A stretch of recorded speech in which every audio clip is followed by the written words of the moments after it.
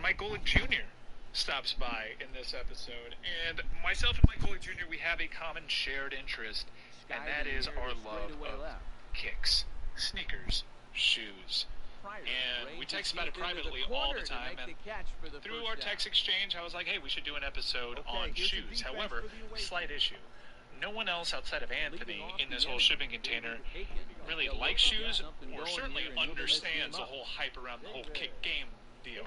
So part of this pod is exploring our passion for shoes, but really trying to convince Billy, Roy, and Chris to get into the game, much like I'm trying to convince them to get into this intro by looking all at them while they don't look at me at all. I was looking. Right next. I was going to say, I precisely my confusion, which is why my head is right here. No one, we're doing a podcast. I'm listening. I was going to say, I love shoes. I'm just not a jerk about it. You guys. I need really expensive shoes. Pull toward right center field. Money. That This should go as well. Appreciate you giving me something. Yeah. Let's tell the fine people about ZipRecruiter. Anthony, with your debut in the boys, hiring could be a slow process, am I right? Oh, absolutely. Yeah. So slow. He is also looking around for something from you. I was. For a second. Capio Torresio Dylan Miskowitz needed to hire a director of coffee for his organic coffee company, but he was having some trouble finding qualified applicants. So he switched to ZipRecruiter. ZipRecruiter doesn't depend on candidates finding you. It finds them for you. How about that? I like the ad-libs. Its technology identifies people with the right experience and invites them to apply to your job. So you get qualified candidates, what? And fast. Dylan posted his job on ZipRecruiter and said that he was impressed by how quickly he had great candidates apply. He also used ZipRecruiter's candidate rating feature to filter his applicants so he could focus on the most relevant ones. And that, my friends, is how Dylan Miskowitz found his new director of coffee in just a few days. It's Gretchen Hedner. Wow! Yeah. Wow! Believe it or not. Wow! Good job. Found each other. I like that. With results like that, it's no wonder 4 to 5 employers who post on ZipRecruiter get a quality candidate within the first day. See why ZipRecruiter is effective for businesses of all sizes. Try ZipRecruiter for free at our web address. ZipRecruiter. Whoa, it can't be. No, it is. Not a typo. It is free. F-R-E-E. Holy shoot! I was going to curse. I didn't know you should. I didn't know if they wanted to curse things. Trying to sell stuff here. Reflect poorly on Dylan. I thought of it. I almost... I appreciate it. Look, Censoring yourself is good. Yeah. this is a positive step in your development. Our web address again, ZipRecruiter.com/crate. That's ZipRecruiter.com/CRATE. ZipRecruiter.com/crate. ZipRecruiter, it's the smartest way to hire. Yeah. So this is Mike Golick Jr.'s debut here on Mystery Crate, and it was between this and another episode we had in the can, but at the very end, Chris Cody makes a joke about Thanksgiving, so we had to do it this week. Spoiler. Good job, Chris. Listen to it, tell us what you think, and make sure to subscribe, rate, and review. Here it is, Gojo's debut, the shipping container on Mystery Crate. Really hasn't found its groove in this one. Yeah, only 2 hits so far. Most of you in our audience are familiar with Mike Golick Jr. as whenever Stugotz is lazy on Stupidity, he calls Mike Golick Jr. and the rest of the crew from Weekend Observations, and he mails in a pod by having them do all the heavy lifting. Mike Golick Jr., also a Notre Dame grad. You're a graduate, right? Oh yeah, actually made it through. I was not one of the ones that got to leave after 3 years for being good at football. Congratulations. Mike Golick Jr. also known, I believe it's in the Wikipedia, he announced his retirement from professional football on the Dan Le Batard Show with Stu Gatz. It's one of the biggest stories we've ever broken. The big day for everyone, man. I was proud to share that with you guys. It meant a lot to me that you would allow me to come into your house and do that. What was your degree in? I know this isn't what we're going to talk about, but I'm just wondering. Film, theater, and television. We didn't have like communications as a degree at Notre Dame, so I had to do the fancy version. Now, Mike Golick Jr., I know he looks about 47 years old, but he's actually younger than us, I believe. How old are you, Mike? Just turned 30 at the end of September. Yeah, he's a little baby boy. And it's He's a gone. little baby boy. I like little still baby another. boys. He has cool and hip things that he likes. Not every call is Number one being shoes. I strongly argue that Mike Golick Jr. has the sickest kicks. Man, I'm 34 now. I should probably know something with that. The sweetest looking shoes. I mean, they're real doozies over there on you, Gojo. At ESPN. You really have a really strong shoe game. Now, Get Up is trying to compete with you. Have you noticed what's going on with the Get Up dress code? Yeah, you know what? So I've seen that, and I know Dominique Foxworth, who spends a lot of time with you guys down in South Beach. has really been one of the main ones I've seen, like him and Maria really getting after this, and I see what they're doing. I appreciate it. I mean, it's a valiant effort. It's not going to get there, but everyone can try. Now, I've noticed from following you on Instagram that you're currently a free agent in this shoe game. You'll accept any and all shoes, but I've also noticed you subtly and not so subtly begging straight up for any sort of free stuff. Is that accurate? Yeah, entirely accurate. Listen, every man has a price. Mine just happens to be extremely low. All right, so I want to run some shoe takes by you. Nick Costos is a friend of the Mystery Crate, and we spoke with him mostly about gambling, but at the very end, he had some hot shoe takes. Number one being the Jordan 1s, totally overrated. Ooh, I strong disagree on that one. Like, to me, the Jordan 1's like a beautiful blank canvas, and they do a lot with it. This is the other thing, like, there are, like, the traditional sneakerheads. Like, I didn't grow up with, like, a favorite pair of Jordans that had some significance because of something that MJ actually did in it. Like, I like what I like. I like things that are visually a little bit different, and the Jordan 1 you can just do a ton with, so strong disagree with me on that one. He had this take generally on basketball shoes that he feels a little ridiculous wearing basketball shoes because they're meant for the sport of basketball. He prefers Yeezys and Ultra Boost because that's really more in line with what he does day to day. Now, I do like basketball shoes, and I do think that they serve the purpose, but I can agree somewhat with this take. Your whole stance on wearing basketball shoes as your main go-to glamour shoe. Yeah, I generally stay away from it. Now, I think some of the Jordans have been so normalized over the course of time that, like, if you're wearing Jordan 1s or 11s, to me, those are more of a fashion statement than they are a basketball shoe anymore. But, like, right now, I'm wearing a pair of Kyrie's, and for a bit, I did feel ridiculous because they've got the Velcro strap, there's good ankle support. I don't need this walking the halls of ESPN. Like, I don't have to worry about Mikey C trying to put a spin move on me and all of a sudden D'ing him up. Gojo, it's Anthony. What's up, man? Hey, how you doing? Good. Listen, so I got in a little late on the Jordan 1. I believe the Jordan 1 to be the best silhouette of a Jordan shoe of all time. And that goes through 34 of them. I think that's number one. I have a fundamental problem with wearing basketball shoes outside of a basketball court. So I don't believe that any basketball shoe that you could use to play basketball should be worn outside in normal life. What's your take on that? Yeah, disagree with that one too. Like, I own a couple of pairs of LeBrons and a couple of pair of Kyrie's now. I think I have a pair of the Paul George NASA-inspired shoes. And I think at some point, like, intent matters as much as anything. So I think if you're going out with the intent to be out and about, you can do something with the rest of the outfit to it. Because that's the other thing. Like, I can't dress, and so I am requiring these shoes to do the heavy lifting. And if a basketball shoe is done up in such a way where it can do the heavy lifting to me, I don't discriminate with that. Plus, I don't play basketball, so none of them are really basketball shoes. I'm a late bloomer in this whole shoe game. I think it started with one pair. The LeBron Black History Months, and then since then it took over as kind of not really an addiction, but a passion. We haven't quite gotten to addictive levels. I think the most I've spent for it, well, I don't want to do that, but I haven't gone to, like, totally obscene amounts of money just yet. I think the most I ever dropped on a pair were the Sakai's, which made Complex's top 10 in terms of beautiful shoe, by the way. It's a gorgeous shoe, although that lip that pops out. You made the Complex top 10? Wow. I see what you're trying to do with it, but you screwed up on the sarcasm there. I mean, come on now. I see what you're trying to do, but Chris Cody, see, here's the thing. Chris Cody can't really, he wants to be part of this conversation, so much so that in the middle of it, he got up and got chicken wings, and now he's back. And is clearing his mouth of blue cheese. I'm rack room all day. Buy one, get one half off. I got my Perry Ellis's walking right now. Whenever you guys need me, I'm here. He's not a shoe guy whatsoever. Like, I'll show up wearing the Pineapple House Kyrie Irving's from like that SpongeBob collaboration, and doesn't even bat an eye. I cannot impress him. What's the perfect shoe to get Chris at all interested in this? Or is it just the feeling of conquest, getting something that's considered a grail, something hard to get that all of a sudden gets you into this game? What was it for you, Michael Jr.? I'm trying to, like, go back, because I actually, like, the beauty of the Sneakers app is it tracks all of my purchases that I've had on it, so I was trying to go back and find Patient Zero.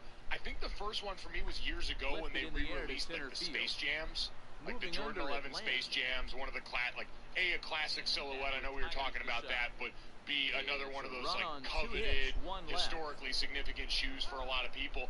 And it was something simple like that, because now I go gaudy. Like Mike, me and you share very similar tastes in the fact that we like a fair amount of loud colors and stuff like that. Like something that's going to pop and try and impress people that are around the way. But back then, I was, again, a little baby late to the shoe game. I was someone who came to it at a different part of my life. So I'm pretty sure it was the Space Jam that was like my first one. It's like, all right, I can rock this conservatively and then find my way to louder brands. How many pairs of shoes do you think you own right now? So I did a casual count the other day, and I think of just sneakers, like excluding dress shoes, I'm at 75 pairs. Jesus Christ. So do you like go through the sneaker app and like you see how many you're buying and how frequently you're buying it and how much you're spending? You're like, I think I have a problem. Yeah, I made the mistake of like just doing a casual bit of math one day, and the number scared me, so I just stopped. How often do you wear these shoes? Because like I'm not in on this whole sneaker fad, in part because like I see they're really expensive, and I'm like, you know, I don't have a place to put these shoes. I'm not gonna wear them. And also for me, maybe it's different from you. For me, comfort is key. So, like, I see a lot of these shoes, and I'm like, they just look so uncomfortable. Like, I don't care if they look nice and they're cool looking. If they're uncomfortable, I don't want to be walking around stuck in shoes that give me blisters or just make me feel crappy. You know what I mean? Totally fair. And that's actually, there's a fair amount of, especially Jordans, which are usually super boxy and a little too firm for my liking, that I just don't wear. Like, that's why I love, like, Jordan 4s and Jordan 3s, some of the big cushiony ones that are comfortable like that. But no, I'm with you, and I for one, as far as like wearing them, because I have like a lot of nice ones, like, and Michael understand this, like the Off-Whites, you mentioned the Sakai's, like some of the ones that are deemed a little bit more exclusive that some people wouldn't wear out as much.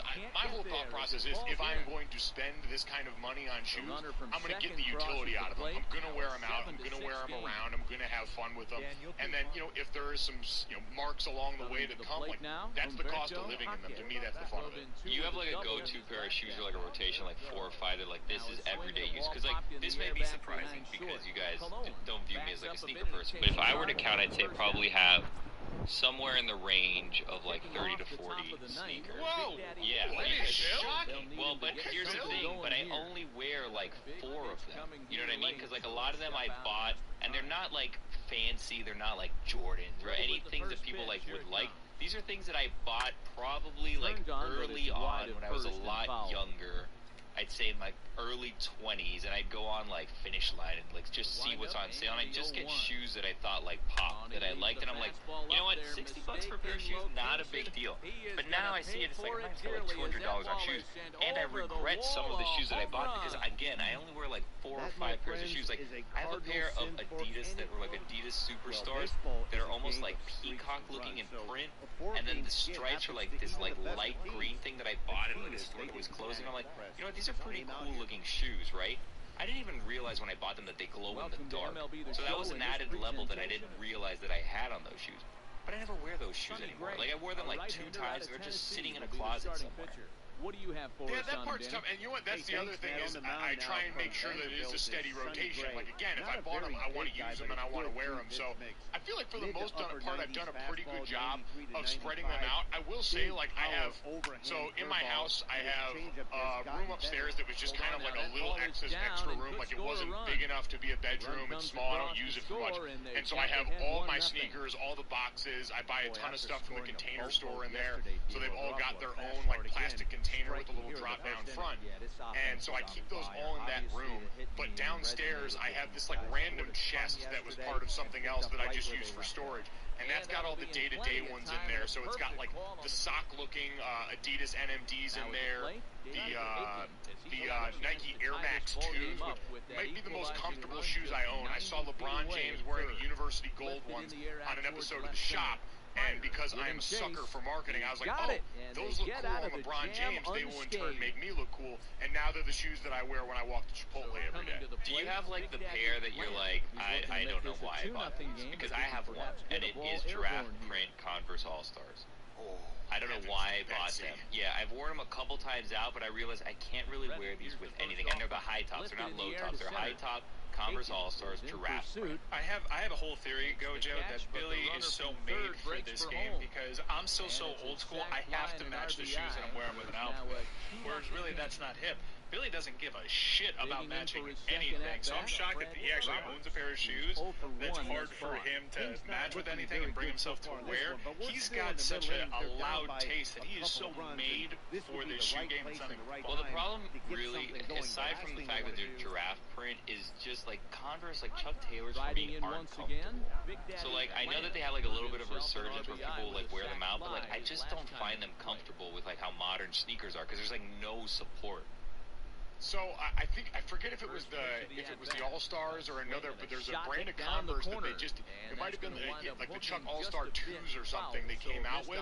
They did a different sole and they're padded, and they're stupid comfy. So maybe if you're looking, because Bill, now I'm interested. Like I want to know what it's going to take to get you to come into the game with us because it feels like you're waiting around in the wings right now for a reason to come. And now I'm trying to think here with Mike of what the way we can bring you back into this is. This game passed me by. I'm out of this game. I'm retired, I think. You know what it is, Gojo? We need to find the right collaboration. I mean, Kyrie had the Friends shoes, and then all of a sudden Friends superfans are coming out there and getting Kyrie's. The SpongeBob's, obviously, there was the Game of Thrones. We need to find some Forged in Fire collaboration shoes. You need to find those shoes, and then they need to be like a TJ Maxx, like 80% off, and then maybe I'll get into it. You know what I think is interesting, just by the fact that you have like a chest of like your everyday shoes? Like, I'm starting to realize that if I look at your feet, I'm realizing how important you're taking the situation that you're at that time. So, like, if you're going out with me and you're just wearing your everyday shoes, I realize this isn't that important to Gojo.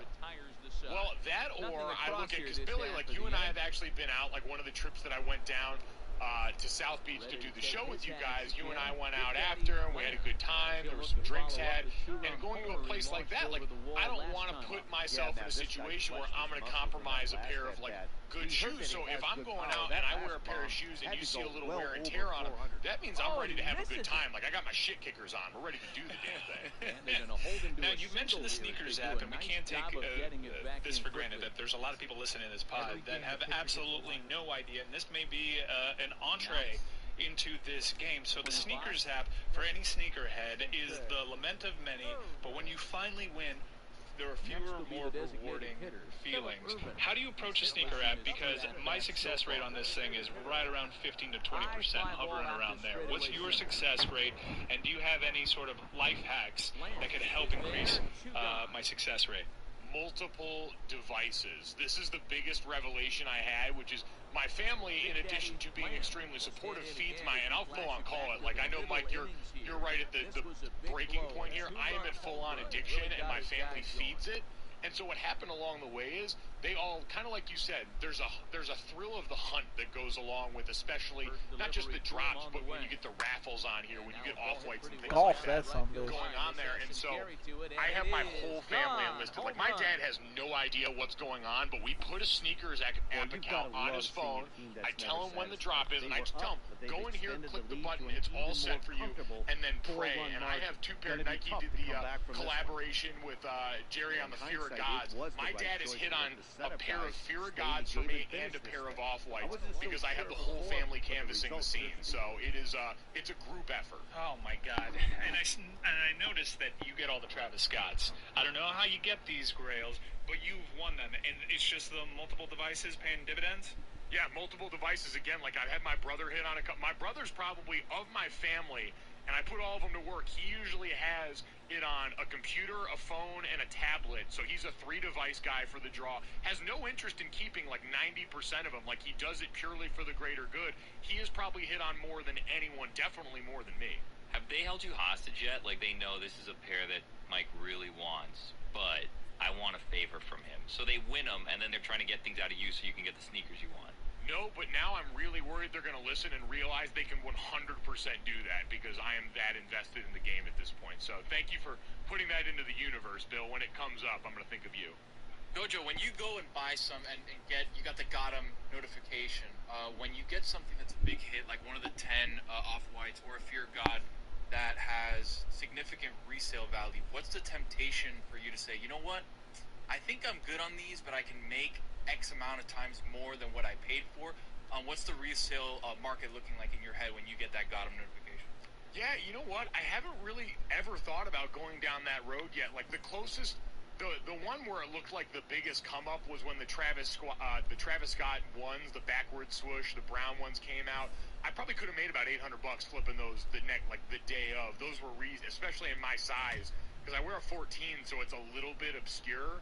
And so for my size, I could have probably made $800, $900 reselling those the next day, and it just didn't appeal to me. Like again, like I get these to wear because it's fun, because it's me and Mike exchanging text messages. It's that thrill of when you see someone else in public who's also wearing, like at the train station, a pair of the Travis Scott 4s in that Houston blue, where you kind of just both give each other that subtle nod. Like to me, that's the drug here. It's not the resale yet. So I've gone down the resale path, and I've actually sold those Travis Scott Oiler 4s for like $500. So I've gone down the path of, I had the idea of, if I get something, I have to look and see on StockX or GOAT and see how much I'm actually going to be able to get for them, and that kind of determines, like, will I buy them or will I not? But to me, those Travis Scott ones were the best drop of the entire year. Are there better shoes that have dropped this year, in your opinion? This year? No, like honestly, the only one I think Travis has dominated this year. I think the ones are great, and really, like again, I told you I'm huge on the ones, but for whatever reason, Travis's take on the 6, and I don't own another pair of Jordan 6s, probably never will. But that forest like camo green 6 does something for me. I don't know what it is, so I think that would be the only rival to the Travis one for me. I have a question for Anthony on like the resale front. So like it seems like you've done this a couple times. Yes. So what do you look for when you're doing this? Like, do you decide I'm going to buy this size because I know this is a popular size that sells? I know this is a more common size because, like, Gojo's saying that he's a size 14, I think he said, right? So, like, that's not a super common size. So does that make it more valuable, or does that make it less valuable because there's less people size 14 looking for those shoes? Right, so it's twofold. What I do just personally, so I'm a 13, so I go after my size, and then that's where I have the devil and angel on my shoulder, like, hey, you should probably sell this, and be like, no, actually, these are pretty drippy, like, I'm going to keep them. Yeah, because if you can't sell them, at least you can keep them. Because if you were to buy, like, an 11 or, like, a more popular size. I'll tell you the secret. The secret is you always go lower. Don't tell anybody, right? This is just between us. You go from size 8.5 to size 10. That's where every kid who's got some sort of mommy and daddy's credit card to say, I need to buy these for $900, that's where they live, in size 8.5 to about 10.5. So that's if you lose out on your size, you get one of those sizes and you can flip them. Oh, wait, so on this app you could win shoes that aren't your size? Yeah. Because you don't know what size you are, you can just put whatever size you want. So you could win and then not be able to do anything with these shoes. Well, no, you win the size to flip it. Yeah, but what if your size is sold out? Yeah. Resale value doesn't. Now, where do you sell them? Like a eBay? specific size for those. No, really. No. Now we get into the GOAT app and StockX, which is I don't really dig StockX. GOAT, the interface, it's so much easier. So GOAT. By the way, I found my patient zero. It wasn't anything spectacular. I was gifted a pair of Wave Waves Das Fuego. Wow. Yeah, and they were really loud for me, and I was like, man, at the basketball tournament? Yeah, there was like a Heat Media basketball tournament that the winners were supposed to get these shoes, but I leveraged one of Izzy Gutierrez's relationships, who's also a crazy big sneakerhead, and I was gifted this pair, and then it began. And then the first time I spent any sort of serious money in the resale market on the GOAT app was the LeBron James Black History Month. So there are certain frustrations when it comes to the GOAT app. There are certain horror stories, but there are also certain success stories. Your whole take on these resale apps, Mike Golick Jr.? I think they're great for access. Like, obviously, you get on here, and because it's a secondary market, the prices get jacked up. You get a true sense for the value for a lot of these shoes. But I just like it because if I'm really, like, hankered for something, and I'm like you, Mike, I haven't gotten to the point yet where I'm spending, like, 4 figures or something crazy like that you see on these shoes. But I know you remember this from last year, one of the more coveted drops. I was obsessed with the Sean Wotherspoon 97s. And it was one of those things where it had sat in my cart for so long. I finally pulled the trigger, and I never would have been able to get them without GOAT. So I'm eternally grateful to it for that alone. Where is Mike Golick Jr.'s head at when it comes to the Yeezys? I'm not gonna lie, like, it's conflicted because I see what Kanye's become. Like, I grew up a huge Kanye stan just because I love the music, and obviously he has fully gone off the deep end in his personal life. He's punted on making, music that he actually gives a shit about professionally. But the shoes are so damn comfy, and they go with a fair amount of stuff. Like, I just bought the Easy 500, the one that looked like Space Mall walkers. No. And they're incredibly comfy, and I really like the way they look, and I don't know what to do. I have like 6 pairs of Yeezys. I have like 5 different types of them. It's a weird concept for me. Holy crap, like, I just looked up this Sean whatever it's called, Sean Wotherspoon shoe that you were talking about. This is the first shoe that you guys have talked about that I looked up. These things are so expensive, Gojo. Like, this is insane. Gojo, if you don't mind, how much did you actually pay for them? Are you willing to say how much you paid for them? Because I know what the price is on the secondary market. Are you willing to say what you got your deal for? So when I bought them, I believe for those I paid like $640. You know how many shoes you can get from TJ Maxx for that price? All of them. Every single shoe in the store. The whole rack. How does this work, by the way, this resale app that you guys are talking about? Is it like StubHub where like they get a percentage of like your purchase or your sale? That's exactly how it works. So there's a seller fee, and then obviously you can go and say, Billy, you want to buy my shoes. So obviously it's not a user to user. So I put them up. You have no idea who I am. All of a sudden, it selects my shoes. You pay for them. I get a day and a half to send them out to their facility to make sure that they're authentic. So they get authenticated, then they send them to you. Once that happens, I get the money released, but from like a 20% or 15% like fee. What if you lie about the condition? Then they get you and then you're send banned. it back to you. And your rating gets low or something? No, you just get banned. I think after a couple times it's like strikes. Like once you're done selling, or if you do fake ones, or if you do ones that are not the condition that you mentioned, you're off the Have either of you guys ever been burned by the GOAT app in terms of like a purchase? Because I've had one slight burn. In what way? Well, I should have known what I was getting into because I wanted to try. I went on this whole thing about how the Joyrides, especially the collaboration with OBJ, it's the most comfortable shoe I've ever worn. I had plantar fasciitis and I need insoles for almost all my shoes. And then I started talking about NFTs and Ultra Boosts and give and takes as to what the most comfortable shoe is. And there was a large contingent of mentions that was, you have to try the Epic Reacts. So, not a particularly good-looking shoe. I was really just wanting to try it out, get a color like in khaki that I could just pair with one outfit. And it said open box. I didn't want to spend over $100 on this pair. So I was like, okay, fine. I put the shoes on, and while they're comfortable, the right shoe feels like it's a little smaller than the left shoe. I think that these might have been defective. Someone realized that quickly, resold them, and it checked out with GOAT, but there's something just a little off. Anybody ever been burned? I have not, no. Like, I've had them catch it before where you order a pair and it gets sent back because when they go through their verification process, they find them and then they're bunk, and so they send them back and you got to wait for another one. But I have not yet, knock on wood now, been in that situation. I've been good on getting burned. I have had a major fine. So, on GOAT, you remember the 2K4 Rtts that were the All-Star Game ones in blue, red, and white? Like one of the best basketball shoes of all time. So I play basketball all the time. And this is one of the shoes that I grew up, like, holy shit, like, this is it. Like, Kobe was wearing them in the All-Star Game. I was like, I need these. Fast forward, like, 15 years later, I'm hanging out in my apartment in Connecticut. On the GOAT app, probably a lot more than I should have been. I found them for $60, brand new, but open box, like you said. So they shipped them to me in, like, I don't even know what kind of box it was, but they came brand new, not even wearing on the bottom. So I have only but nothing good to say about the GOAT app. That's in my experience, at least. How do you guys tie your shoes? You guys go bunny ears or loop, swoop, and pull? Great question.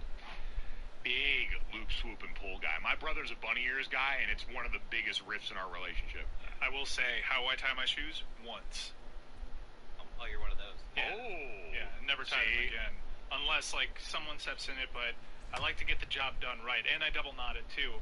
Really? And depending on how creative the laces are, You crazy? I tuck them in. Okay. Yeah, that's always my debate. I wanted to ask you guys because there's some shoes, like, I don't know how you guys are, but I look to see on the page, and sometimes they'll even post pictures of how people wear them. Like, am I supposed to show the laces on this shoe? Do I tuck them back? Like, what's the protocol on that? How do you guys go about deciding which ones to and to not show laces on? For me, it all depends on how flashy the lace is and how much I like them. And texture has a lot to do with it. Also, some shoes you just don't have the option. I do have the option on this piece of the Chinese New Year Pharrells. Yeah, I love those shoes. They're great, and I got a pretty good bargain on them on Goat. And I love the laces on these. I love letting those things hang. I think they're gorgeous. But most shoes, I like to tuck inside, just because also I don't want to be retying my shoes all the time. I just hate it. So I go for the bunny loops like Chris was talking about. I go bunny loops, but I'm like Mike, I only tie them one time. So I always show laces and I always have them tied, but I just never take them out. So that's my thing. And what's your take on, remember back in the day you used to tie the knot on the top of the, like where the shoelace would go through? Yes. You would tie the knot like that. I even did. Oh, man. That's old school. You know what, you ever middle school it where you tie it behind the ankle and you loop it back?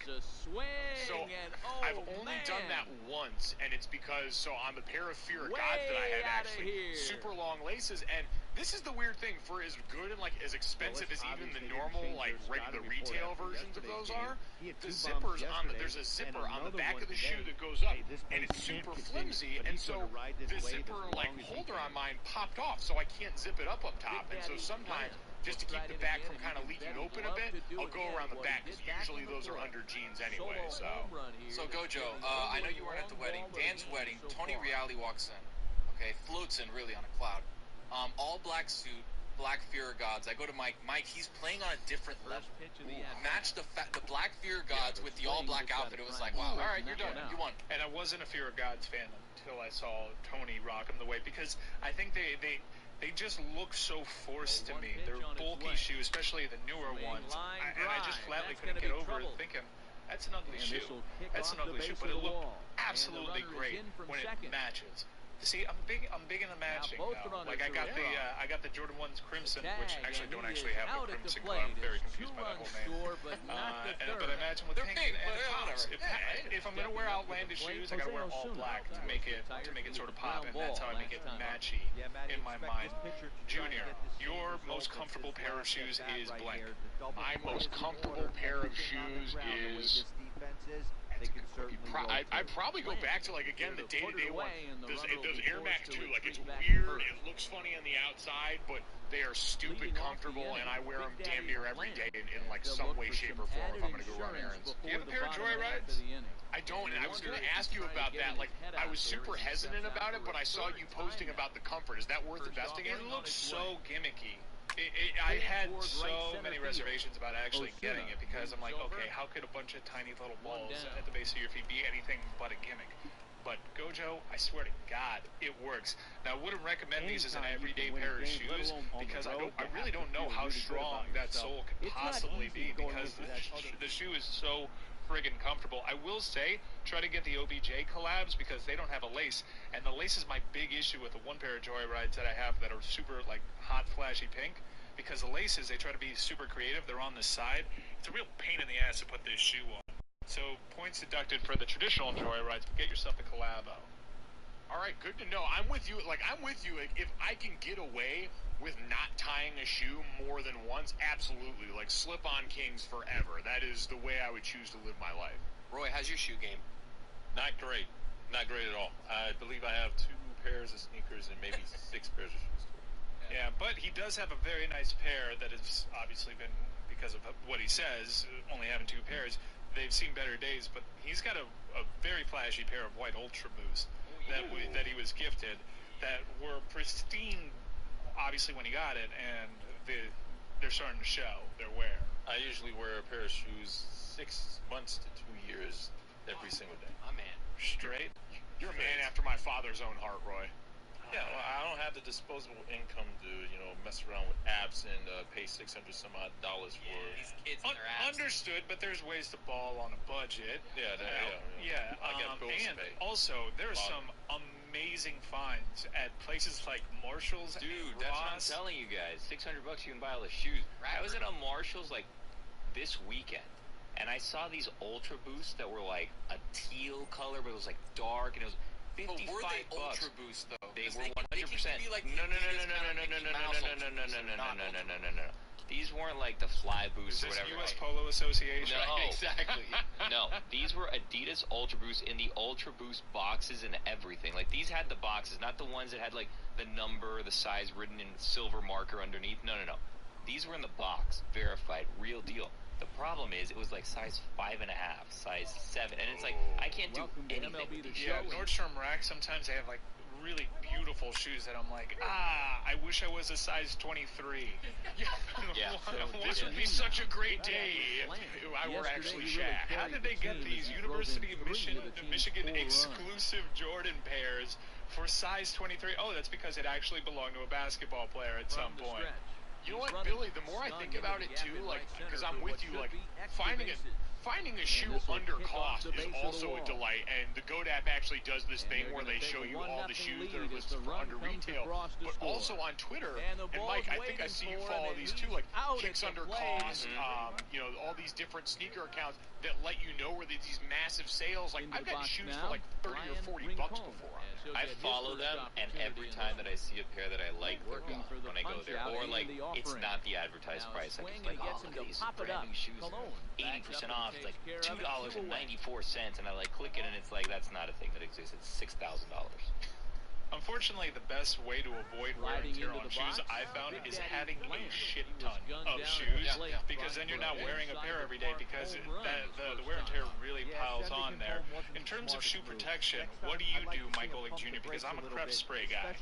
I am too. I actually took that from you. I saw you use it in the story one time on Instagram, and so I looked it up, and I've gone with the crepe spray ever since, and it's been money for me. I don't know about your experience with it. I'm assuming good, because you've posted about it a couple of times from what I've seen. Yeah, I have the highest possible recommendation for the crepe spray. Just make sure to do it outside. Do not make the mistake of doing this, because I empty half a can on a pair of shoes. This is essentially like liquid plastic that you're spraying on your shoes. The shoes maintain their texture. Also, you're going to want to be careful, because I learned the hard way on my Jordan 1s, because if they have a certain type of leather, you're going to want to avoid spraying the crepe spray on it, because it will affect how it looks. And certain shoes, like the other Jordan 1s that I recently got that had that leather on them, I can't really, the name is escaping me, but I just got them on the sneakers app. You don't want to put shattered backboard ones? Yes, no, different ones. Hang on, let me get it on my sneakers app. Either way, you're going to want to pay attention to the texture of the shoe and decide whether or not it's even worth it to put some sort of protective coat on. The Chicago UNC ones, those are the ones you're talking about. Yes, those are nice, Mike. Those were very uncomfortable shoes. Hoping to keep it tied. Yeah, very uncomfortable, but shot hit down with the Jordan shoes, it's always a mixed bag. The Jordan tie, 1s you can typically rely on in terms of comfort, because the Crimsons are super comfortable, but these are not at all comfortable, because I guess material, they're very boxy. Corner, and that's going to wind up. Now, just spitballing here, I was sitting and thinking of this as you mentioned a couple of pairs that I've always really wanted. Do you guys have like a pair that's out there right now that you don't have yet that's on the bucket list? Like, man, if I come into some money that I wasn't expecting, I would absolutely finally push buy on the card. Oh, dude, the ones that's escaping me right now are the Melody Asanis. Oh my God! Yeah, and are these just exclusively a women's shoe? Because I think so. Yeah, I gotta get this pair.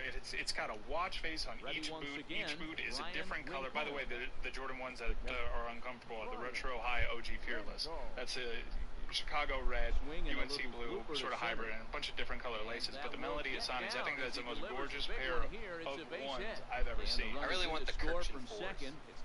So these shoes have watches on them? Nowadays, yeah, here, let me show you. I know, I'm looking at them. Why do they have that? Ready for another shot now. I mean, it's rad. I've never really seen anybody do that. It's a really cool gimmick.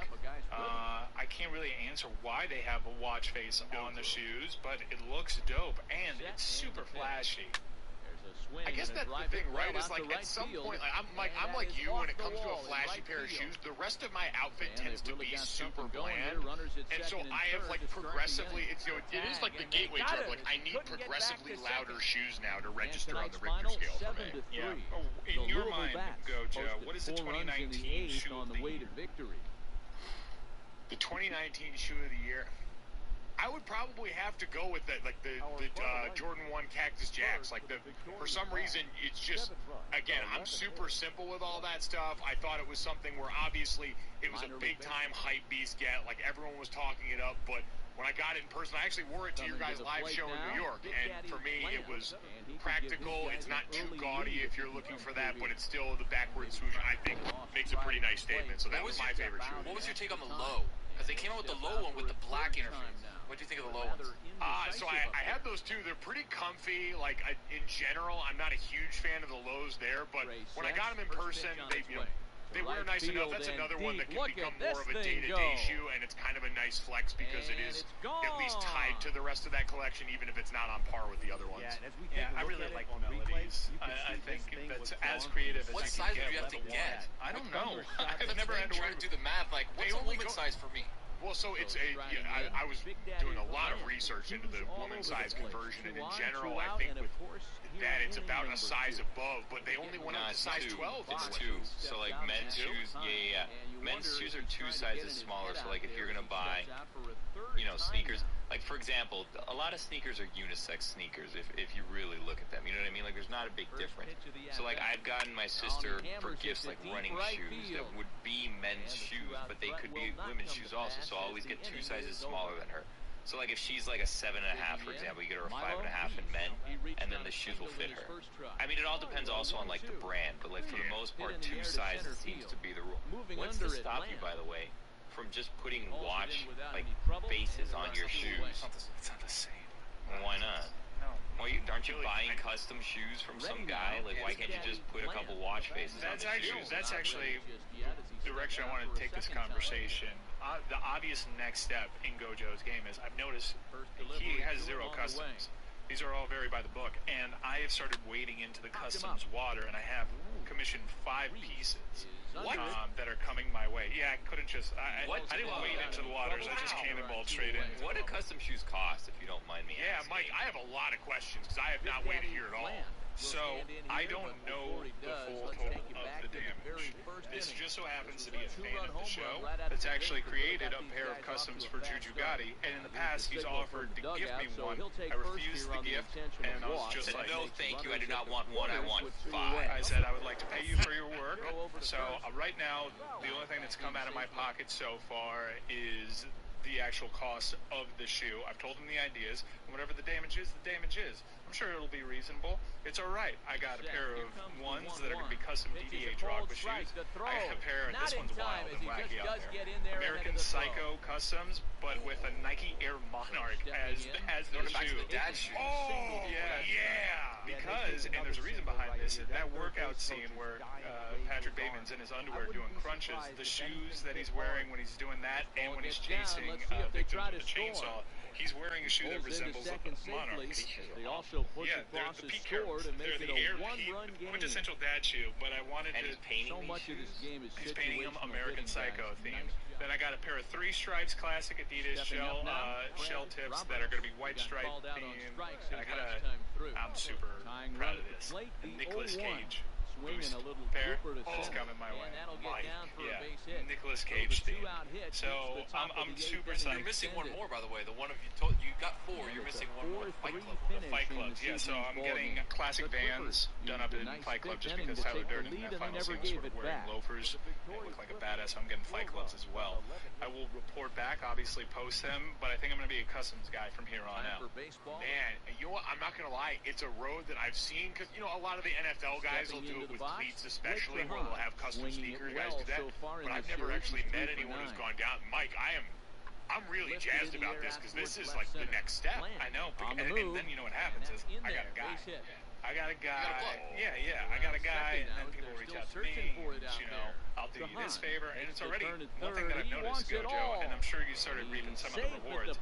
You become an Instagram shoe guy with any sort of pull, people start reaching out to you, and you get certain opportunities that may not have presented themselves before. Like this week, I'm going to a local shop. I will shout them out because they want to gift me a pair of Yeezys, and Daddy is not saying, whoa, wait a second. Go off, King. Yeah. And that's why I always tag GOAT on the off chance that GOAT will be like, you know what? We're going to get you because I've seen these Randy Scotts and Tony Collins and Pablo Torres out here with their hashtag gifted by Adidas hashtags and getting all these free pairs. And this is bullshit because they are not shoe people the way that Gojo and I are shoe people. Thank you. Gifted by Adidas. Thank you. At first, I thought you said like Randy Scott has his own shoe, like the Randy Scotts.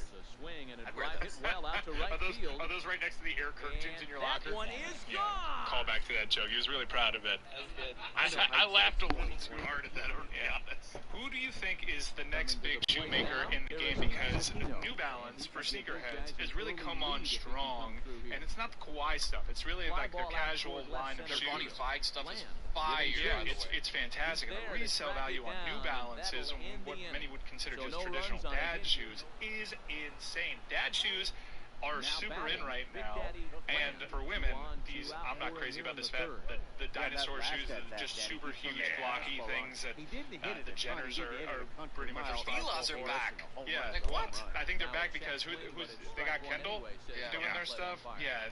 Kendall's a big-time influencer and all of that, but that was a classic buy low. Fila's all the way back, the way the champion was. It is insane. The one that literally this morning pinged for me because, again, I told you the Wotherspoons were a big hit for me last year, and I saw they're early right now. Like, he just put out a couple images, but he's doing stuff with ASICS right now. Yeah. So I'm very interested to see how that collab goes. ASICS is obviously something that's been, prevalent, but in a very niche role so far. This could be an interesting start to maybe them climbing back in the same way New Balance did. This is horrible news. I love ASICS, and I don't want to be spending a ton of money on ASICS because Travis Scott decided to wear ASICS or Khloe Kardashian wants to wear ASICS all of a sudden. And he is How do I out on a stop close this? play I'm as not he was entirely trying to sure, but I stretch think it there's a all new the way that way. you can pivot. So one run here. The most on 2 advanced hits, sneakerheads, no errors, they go out now and they go to one left boutique shops. 5 Total innings like complete. originals, not tethered to major companies like Nike. Like Sia Collective is someone that I follow on Instagram that I'm dying to get a pair. You have to find the next great up and coming designer, get in on the ground floor, and then you could be sitting on an empire, Billy Gill. It feels like your playbill. No, I'm good. I'm telling you, I'm a Maximista, man. If you can get a pair of custom shoes, Billy, what would it be? Down there in the Custom hole shoe? bullpen Yeah, area. not just like This is what's a painted situation on where the there's a shoe, lot of but the pressure on the actual infielders shoe to itself. all put it What play type on of the shoe, ground. not the air Both the guy curtains. at We're not going first to beat that and to at the you. plate are burners, so a double So, play like, is what gonna be model tough. shoe would Yeah, I even get? with What's your one out favorite could shoe? be a challenge. Basically. I don't know. I mean, I don't have a favorite shoe. I'll just put on comfortable shoes. You Blandino. haven't looked at a pair of shoes and said, I would like that pair of shoes. Price is not an option here. I Don't definitely worry about haven't looked at like a pair of shoes and been like, man, this shoe would look great if someone scribbled all over them with In paint. the end, You know what I these mean? guys came away with the victory. Maybe the Michael and look Doliak. on to the next one. You're still out here with these jokes. You're not gonna. Chris is gonna be such a good like dad once. Like Triple A he's already a baseball. dad, but I'm saying in terms of like dad jokes, like he's gonna be so good at making terrible jokes to embarrass his daughter. Oh my god, I can't imagine Chris at his daughter's first date. Hey, this Oh my guy's God. Like when she brings him home, the stuff that the material Chris is gonna have ready in the living room. I'm just gonna do the bad voice. The bad voice. Into the box. No, I'm Big gonna Daddy do the bad Bland. voice. Roy's gonna use bad voice. It's so much better that you guys had daughters than sons. Because like if you had a son, you couldn't really like go all in with like the dad joke in terms of like embarrassing your child. But I feel like the fact that you had a daughter, like All over the that one, dating but a scene little is out in really a front, great foul example. ball. Like because Fellas, as our soon as visiting dates team come as over, they you're gonna take be like the field after full a scoreless embarrassment top mode. half. Wearing your Became air fairly curtains, punchless of late, your losing customized last time Doliaks, out, and then in just fact telling dropping jokes that nobody 6 of their gets. last Gojo, if you can get a pair of man, customs, no what way would you to get? roll this. There's a Pair of swing custom. and a You know what? I thought about drive, this and because I went to everybody's the just gonna sit back and Nike watch has that innovation fly. center that they No opened up in New York doubt, City, the home run. huge 5-story store, Well, and they if I give you was a the bunch of those manager, base I would options. tell Like sticking with the script, like I would probably And do now it on a the set of Stanford ones. Like I product, just Alex love Blandino. what a. He's 2 for There's so 7 many in the options series so just because far. you have so many different panels on the thing to work with. So I'd love to let someone go to town on a set of Fly ones. ball, Like heading I for saw the the alley. ones that you sent the other day, like the And custom that'll Dan get down Levitard out looking there ones. for Like you extra can. bases. I just think you could do so much with it. I would love to see someone just take those for a spin and do whatever they want. Do whatever they want. You wouldn't have a specific design in mind. Yeah, you know what? Honestly, for me, it would probably, and I'd love to do this with Nike. I was big into the collaboration that Adidas did with Dragon Ball Z a while back. I thought there were some good ones in there, but I think you can do so much. Like, I was big into Dragon Ball Z. Dragon Ball Super, the next in the franchise, just finished running this last year. It was like 130 new episodes that I went through. And I would love for them to do some sort of like Super Saiyan God, Air Jordan, Jordan 1 type custom. I think that would be sick. You're like a closet dork, huh? Huge. What's like the weirdest, like dorkiest thing that you're into? Like, you into like the Pokemon cards and like the Magic cards and all that, or no? I was big into Pokemon cards. Pokemon just dropped a new game, the latest in the series for Nintendo Switch, that I bought just to play Super Smash Brothers, and now I'm going to use just to play the new Pokemon games. Wow, so you own a Switch just to play Super Smash Brothers? I have Super Smash Brothers, and I have Dragon Ball Z Kai, the Dragon Ball Z video game for Switch. Those are the only two games I own for it. So I bought a Switch, and I think the only game that I bought for was Mario Kart. And I was like, I'm just going to have Mario Kart parties where people are going to play Mario Kart. I haven't had a single Mario Kart party yet, but I still have the Switch, and I'll play occasionally. And I also have like a Sonic the Hedgehog game that was like purchased for my wife's little cousin, but he already had the game and it was too late to return. So like I have that game that I'll play occasionally. But it's the same thing. I bought the system just for a game. Oh, Bill, you know what I did that with? It's even worse. So, like, you have at least the Switch, like, takes up minimal space, right? Like, yeah. Kind of put that off to the side. Well, that's the thing I like about the Switch is that it can be like a platform, like a, like a regular gaming system, like an Xbox or a PlayStation or whatever, but it's also like a handheld thing. Like, it's very versatile. Got it all. It's got everything. You know what doesn't have that? The air hockey table that I bought for my house instead of a dining room table. Wow. And I was like, just like you thought, Bill, I was like, you know what? You were so not married. Oh, like, it was like the dumbest young single person, in a grand scheme and a grand pantheon of dumb young single things I've done. But when I first got it, I've been in the house I'm in now for like 2-3 years. And when I first got it, I was like, you know what? Who needs a dining room table? I'm young. I'm going to have parties. My friends are going to come over. And we're going to play air hockey. It has been used in 3 years 4 times. Safe at the plate. It is just an And they are absolute now on the You still board, have it, though though. still well behind. Did you get a dining room table, or are you just still with the air hockey table? Put chairs surrounding it. Next will be the I want to get like eventually one. You remember how like pool tables used to have the top you could put over it so it would kind of mimic a table? Yeah. I need to get one of those, but I'm lazy as shit and just spend my excess money on shoes. So here we are. I used to have the Fisher Price like 3-in-1 table, where it was like the pool table, the air hockey table with no air, by the way. The air hockey table, the pool table, and the ping pong table. But it was like smaller, so like it was really cool as a kid. But like as you like get older, you realize like this is a little tiny table. Like it's really hard to play ping pong on a table this size. You know what you should do, Gojo, is you should do the next the next college football like show that you guys do at your house. You should do it around the air hockey table. Like you and Fitch just playing air hockey. Doubt about it. I gotta find some way to get some use out of this thing because it really like it's become sad. Like people walk in and I have to explain that no one plays it because no one walks past the air hockey table that's in the front of the freaking house and just doesn't say anything. Holy shit, Pringles came out with turkey flavor. They do that every year. Oh man, That was a pretty good pitch on that last AB. He went deep. That was a fastball that was I'm glad I stuck around for that Thanksgiving joke that you This made. guy likes the ball on that. seriously though, they have it. Have you guys tried this yet? I didn't. Have you guys tried these Where turkey can you flavored ball yet? away from this? Probably at a grocery store. At most, you started saying most, and then you realized most places that you buy. Is this something that I can just Amazon? If I wanted to hire turkey-flavored Pringles, could I get them on ZipRecruiter? Yeah, no doubt. Gojo brought up a great point. I would do ham. I would be more apt to have ham-flavored chips than turkey. Honey baked ham. Yeah, I like the glaze on top. Would you make them like pink though, like pink chips? I wouldn't. No, you No, can't. the glaze would make it more orange color. I used to, as a little kid, this is kind of gross. I would take the ranch flavored Pringle, and it had like such a thick coat of like white powder on it. I'd just lick it first, and then I'd go, and then I'd just. Sorry, You're a kid. I mean, and as a 30-plus-year-old man, I've done that with the Tostitos lime chips. Oh, but they're limey. Yeah, it also sometimes it just so does it. I could put my face in of that lime dust. I don't know how they do it. You said earlier this week, Mike, that stuffing should be a year-round side. Yeah. Stuffing's overrated. Bad take. I Explain agree. your take. I Wow. agree with you. It all depends on the type of stuffing. Sometimes people do too much with stuffing.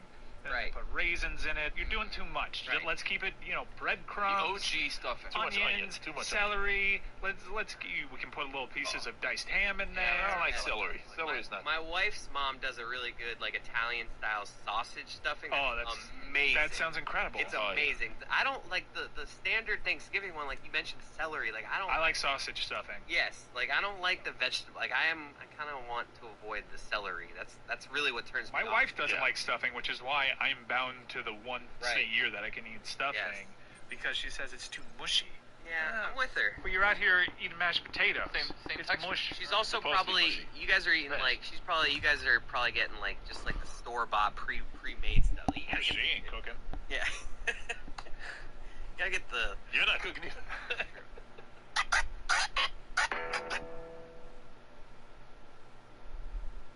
Stupidity is presented by ZipRecruiter. ZipRecruiter, the smartest way to hire.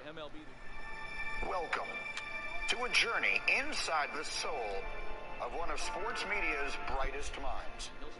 A profoundly nuanced odyssey called Stupidity. Hosted by the incomparable Stu Gatz, a man I consider a personal hero and icon of the industry. I want to make no bones about it. There is no Mike Greenberg today without the sensational Stu Gatz providing me the inspiration to chase my dream and challenge myself to be just half as brilliant as he is. Allow me, Mike Greenberg, a man who would probably today be doing traffic in Sioux Falls without Stu Gatz's influence, to welcome you to a truly transcendent sonic experience. This is Stupidity. Welcome into another episode of Stupidity, the biggest podcast in the world. Stanzik, what episode are we on? We're actually in the 40s. It's episode 41. It is. Really? 41? Yeah. Wow. Yeah. I mean, happy 41st. I know. Should we plan something big for the 50th? We have to plan something big for the 50th. What are you thinking? I was kind of hoping you'd have an idea there. All right, well, listen, we got 9 more weeks, 9 more episodes to figure it out. But yes, we should absolutely plan something for the 50th. And I'm thinking Ram salami. I don't have to do any of the work. How about that? I kind of had a feeling we were Should we gonna bring Abby back for the 50th? Wow. How about that? Yes. All right. Yes. Yeah, something to look forward to. Listen, if I tell her today, 9 weeks out, she'll pencil me in. And seriously, with a pencil, and she'll probably erase it like the day before and say no. You know? I think it's worth asking. 50th episode. Okay, listen, this is what I'll do. Abby, do the podcast with me 50th episode. If you do it, forget about Sunday night sex. We're good. We're a lock. Okay? It's quite a barter you're trying there. In fact, why don't you ask her that and ask it exactly that way, all right? Listen, I will get Stu not to have sex with you Sunday night if you do the 50th podcast. I present that to her as your representative.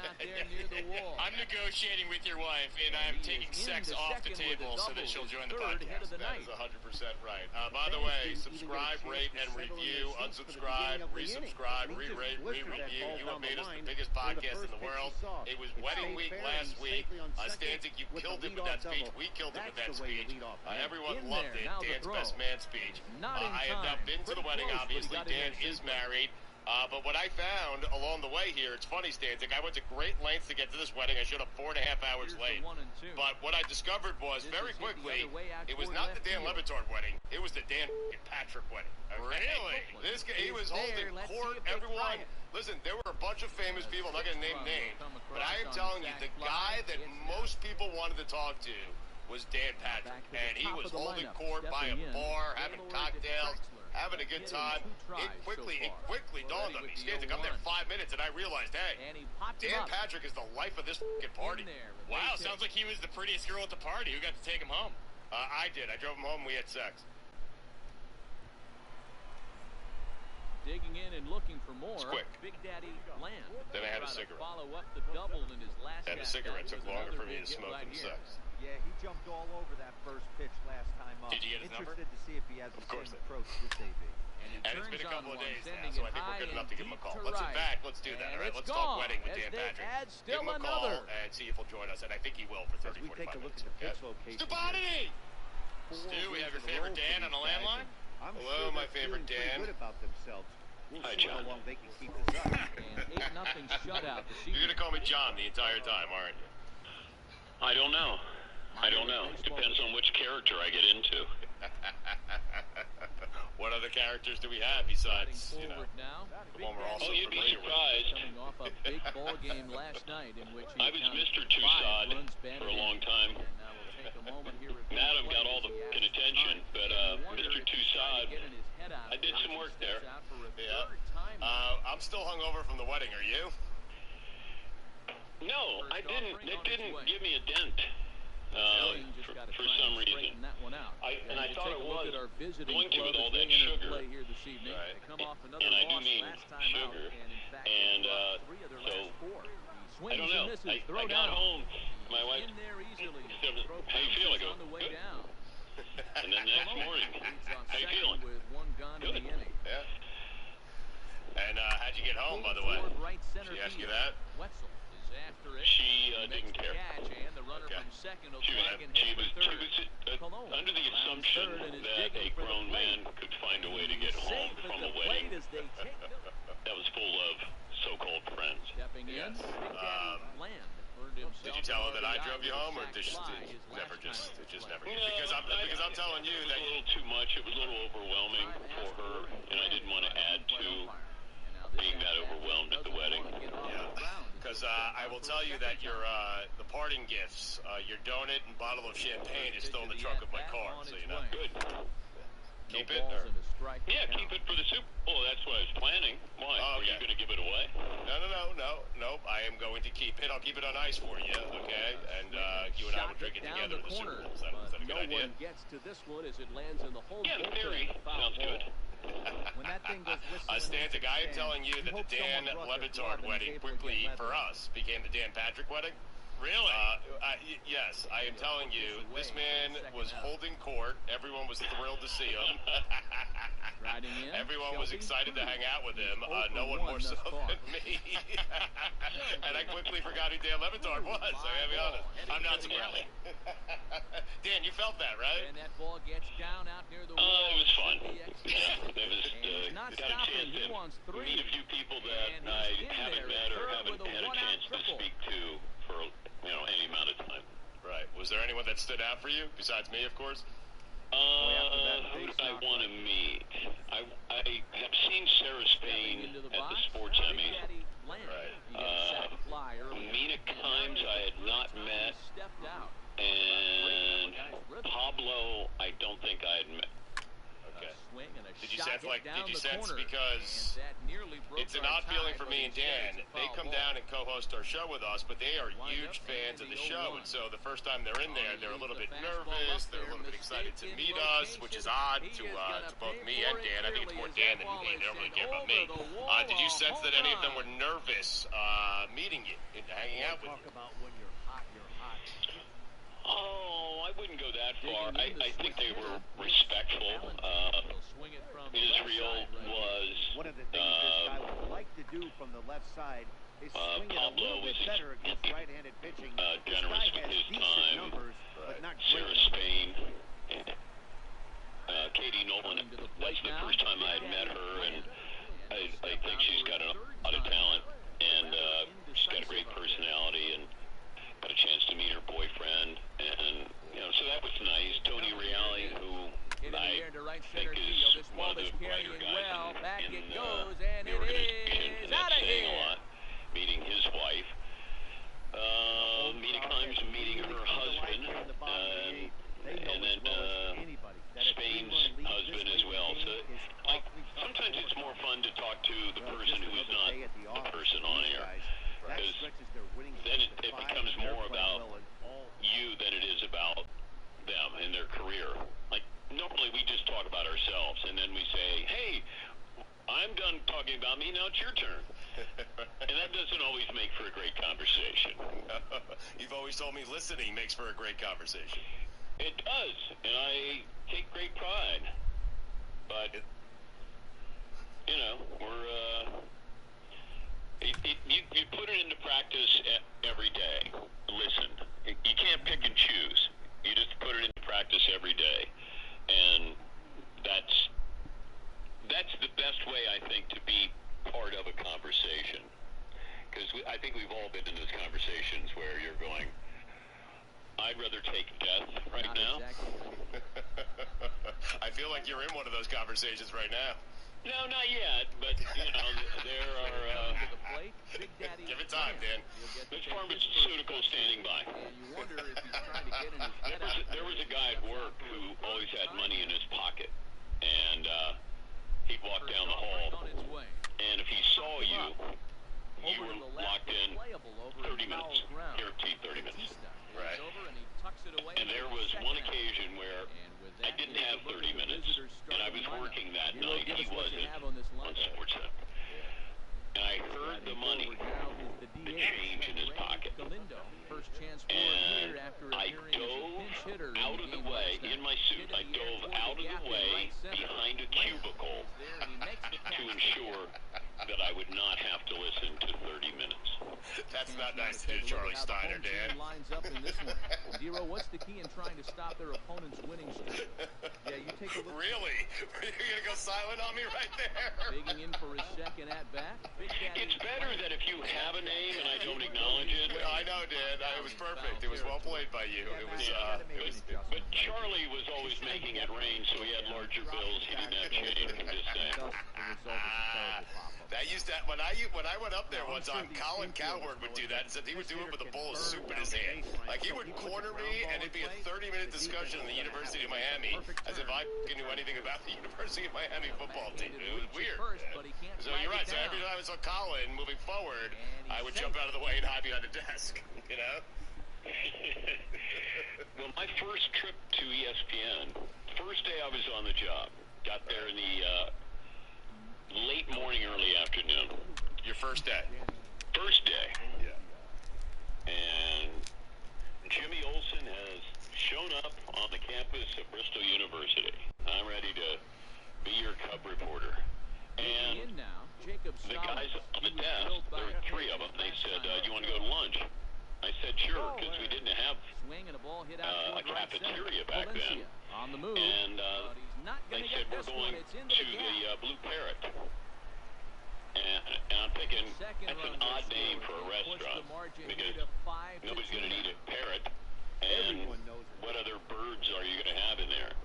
So I naively got in the back of somebody's Ford Fairlane, and we went a couple miles over, pulled into the parking lot, and the Blue Parrot was a strip club. So that's where they had their lunch. They'd have a couple of beers and get something to eat. And they would, take in the sights and sounds as well, and then they go back to work. And I thought, okay, not what I was expecting, but it seems like a nice outlet. If you can't get a nice salad and soup somewhere, you could always go to the Blue Parrot. Sure. Yeah. I never went back again, and I was there 18 years.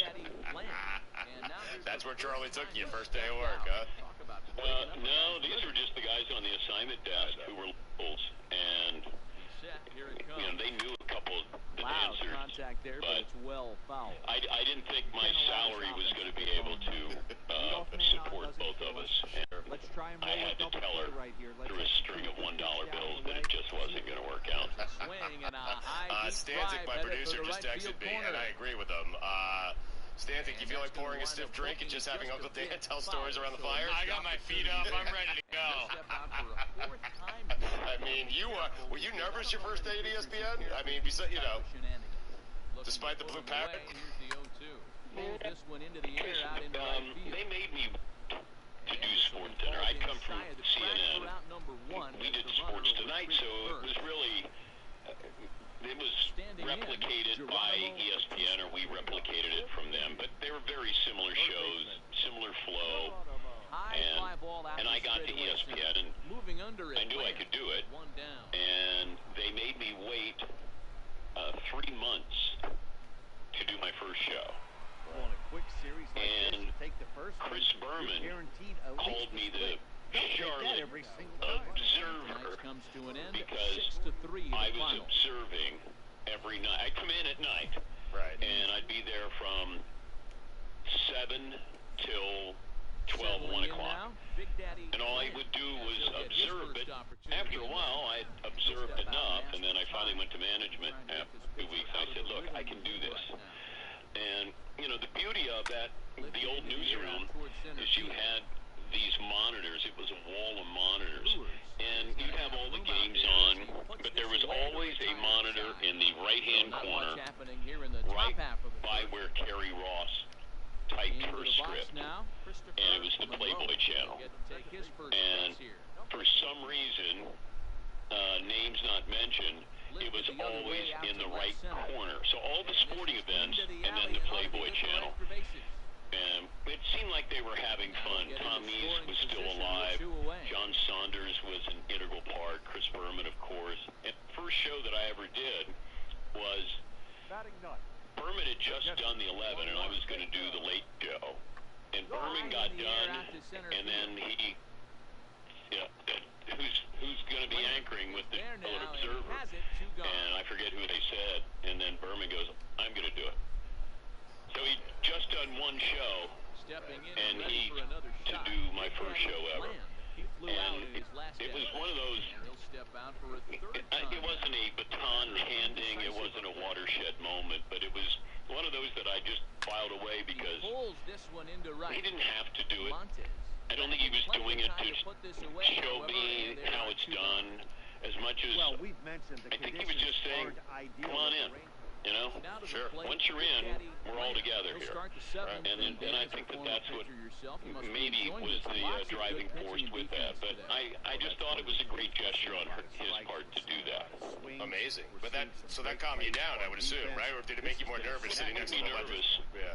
Because he's such a big presence. And by the time I got there, he was the star. You know, Meese, the periphery, and Bob Lee a little bit, but Chris Berman was a huge star, and you know, he was loud on the air, and he had all these nicknames, and that's not how I did sport. Just wanted to tap you on the shoulder and say something I thought was interesting, amusing. I didn't want to be on camera saying these things. I liked it over highlights, and you know, I just had my own philosophy, and it's good that there's so many people, so many different philosophies on how to do sports. So, and Chris did it in a way that hadn't been done before. And then it wasn't long after that where they said, well, we're going to pair you up with Bob Lee on the 11 o'clock. And that was the best gig.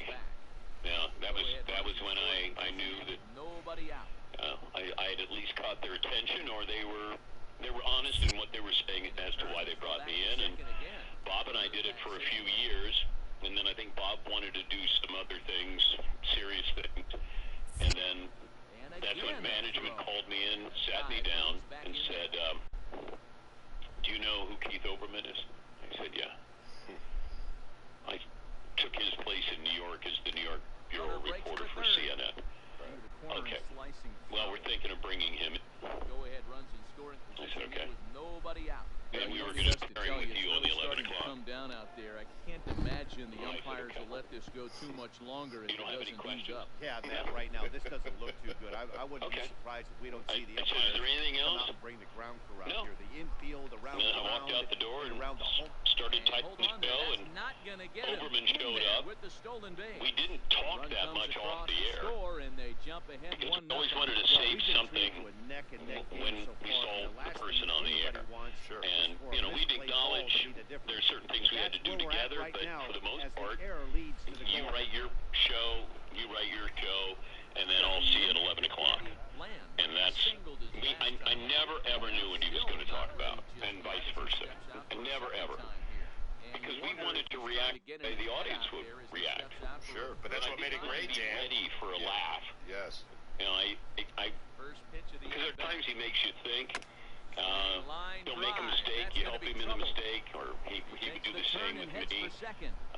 And we were doing it in a way back then that we weren't really given the keys to recess. Nowadays, everybody gets it, but back then, we really had to go covert with Sports Center. If we were going to have fun, then we had to go covert. And picked him up. Didn't always like it. He makes the catch, and there was a taffy pull with that because they were trying to maintain the integrity of a single run SportsCenter. good enough to do it today. And Keith and I said, when you want and need integrity with SportsCenter, we will deliver that. But the other parts, let us have fun. Yes. If you trust our knowledge, our sense of humor, our writing styles, then let us do it. Yep. And they begrudgingly said, okay. I mean, we got yelled at by management because, they thought that we thought we were too good. We called it the Big Show because we didn't know how many people watched. Right. Like, we were mocking ourselves by saying, welcome to the Big Show. Mm-hmm. And then there were other shows in the building. Then they wanted to have their names, their show titles, to which we didn't care. We were just taking care of our own territory, our own real estate. Hey, welcome to the Big Show. And then management called us in. They said, stop calling it the Big Show. We want you from now on to say, this is SportsCenter. And, it's like a scene out of a 1920s movie where somebody's trying to get across what they want to get across. And they're going to do it like that. And all of a sudden, Keith and I go, if they want This is SportsCenter, they're going to get This is SportsCenter. And then that night, we went to break. Coming up, Cavs and the Hawks. We'll have the highlights. Also got an update on the Cincinnati Bengals and perhaps another fight for Mike Tyson. This is SportsCenter. Over the top. Yes. I love it. I'm assuming that your chemistry was so great, and that's what made you guys so great together was the spontaneity. It was the fact that you guys had no idea what the other was going to say. How quickly did they realize that was the right way to do it? Well, they started their ad campaign off of that. Okay. The This is SportsCenter ad campaign started with that slogan. But, as far as chemistry, I don't know what that is, Stu. I don't know what it is. I've never sought it out. I know when I have it. Yep. I don't necessarily know what it is, and I know when I don't have it. I don't. And you know pretty quickly, Dan, right? Like, Dan, you know very quickly, right? You just do. And I've had anchors that I didn't necessarily get along with for a variety of reasons. But when I tell people that Oberman's the best co-anchor I ever worked for, people are always shocked. And because they hear him as his singular voice, and he can be, bombastic and, controversial. I said, but when we did SportsCenter, he did it better than anybody will ever do it. And when you're on with him, he was as good a team player as you could possibly find. And it's just little things. But you're doing live TV, and he was always there for you. And, I was sad that it was ending, but I knew it was ending because he had mastered it. Interesting. Whether I thought I had, I still knew that I needed work.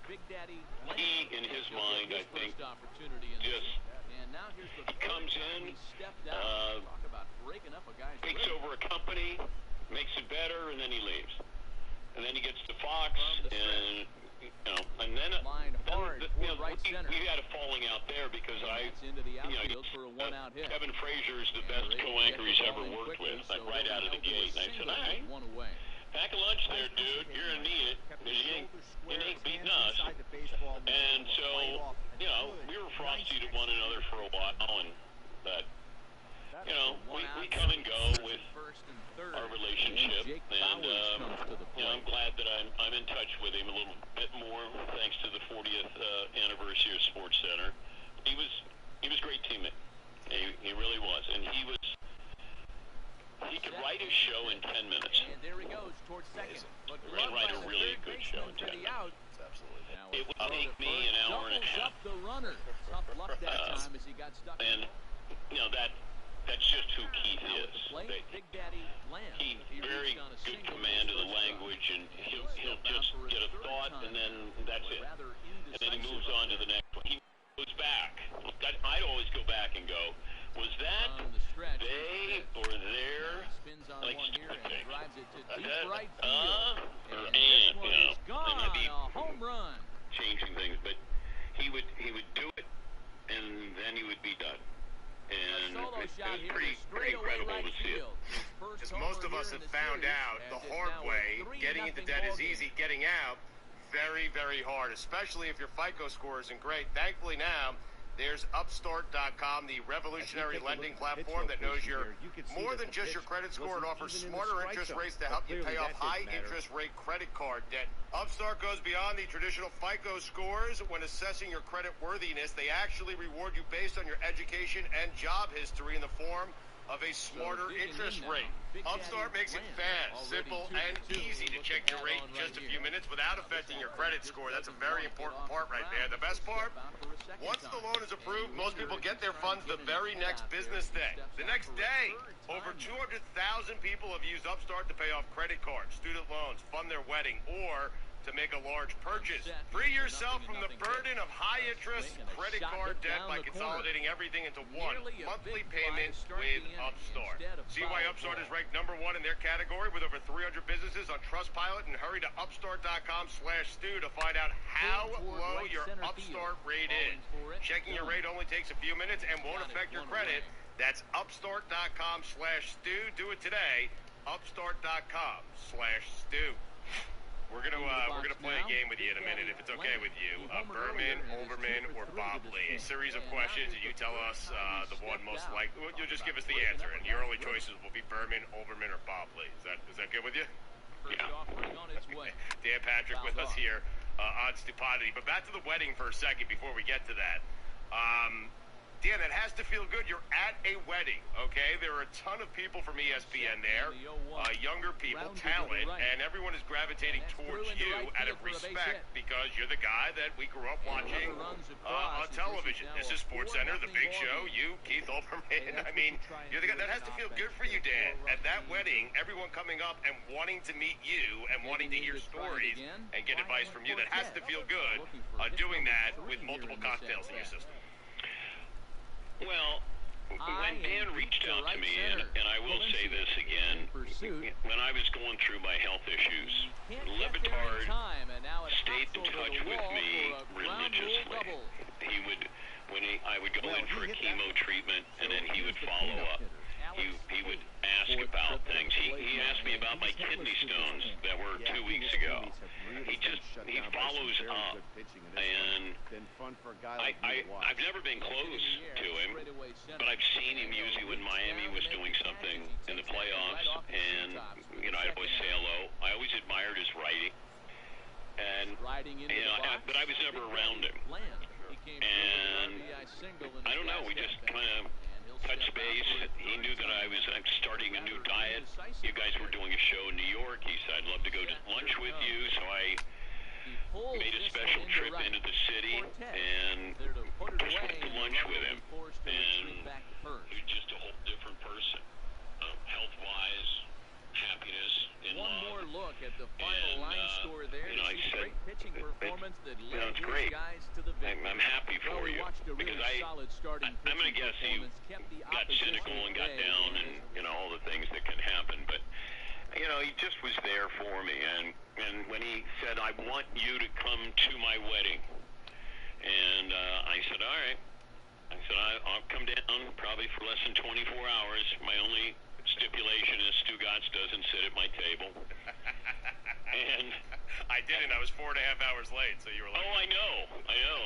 But and then he goes, do you have a problem with Stu Gatz? I go, no.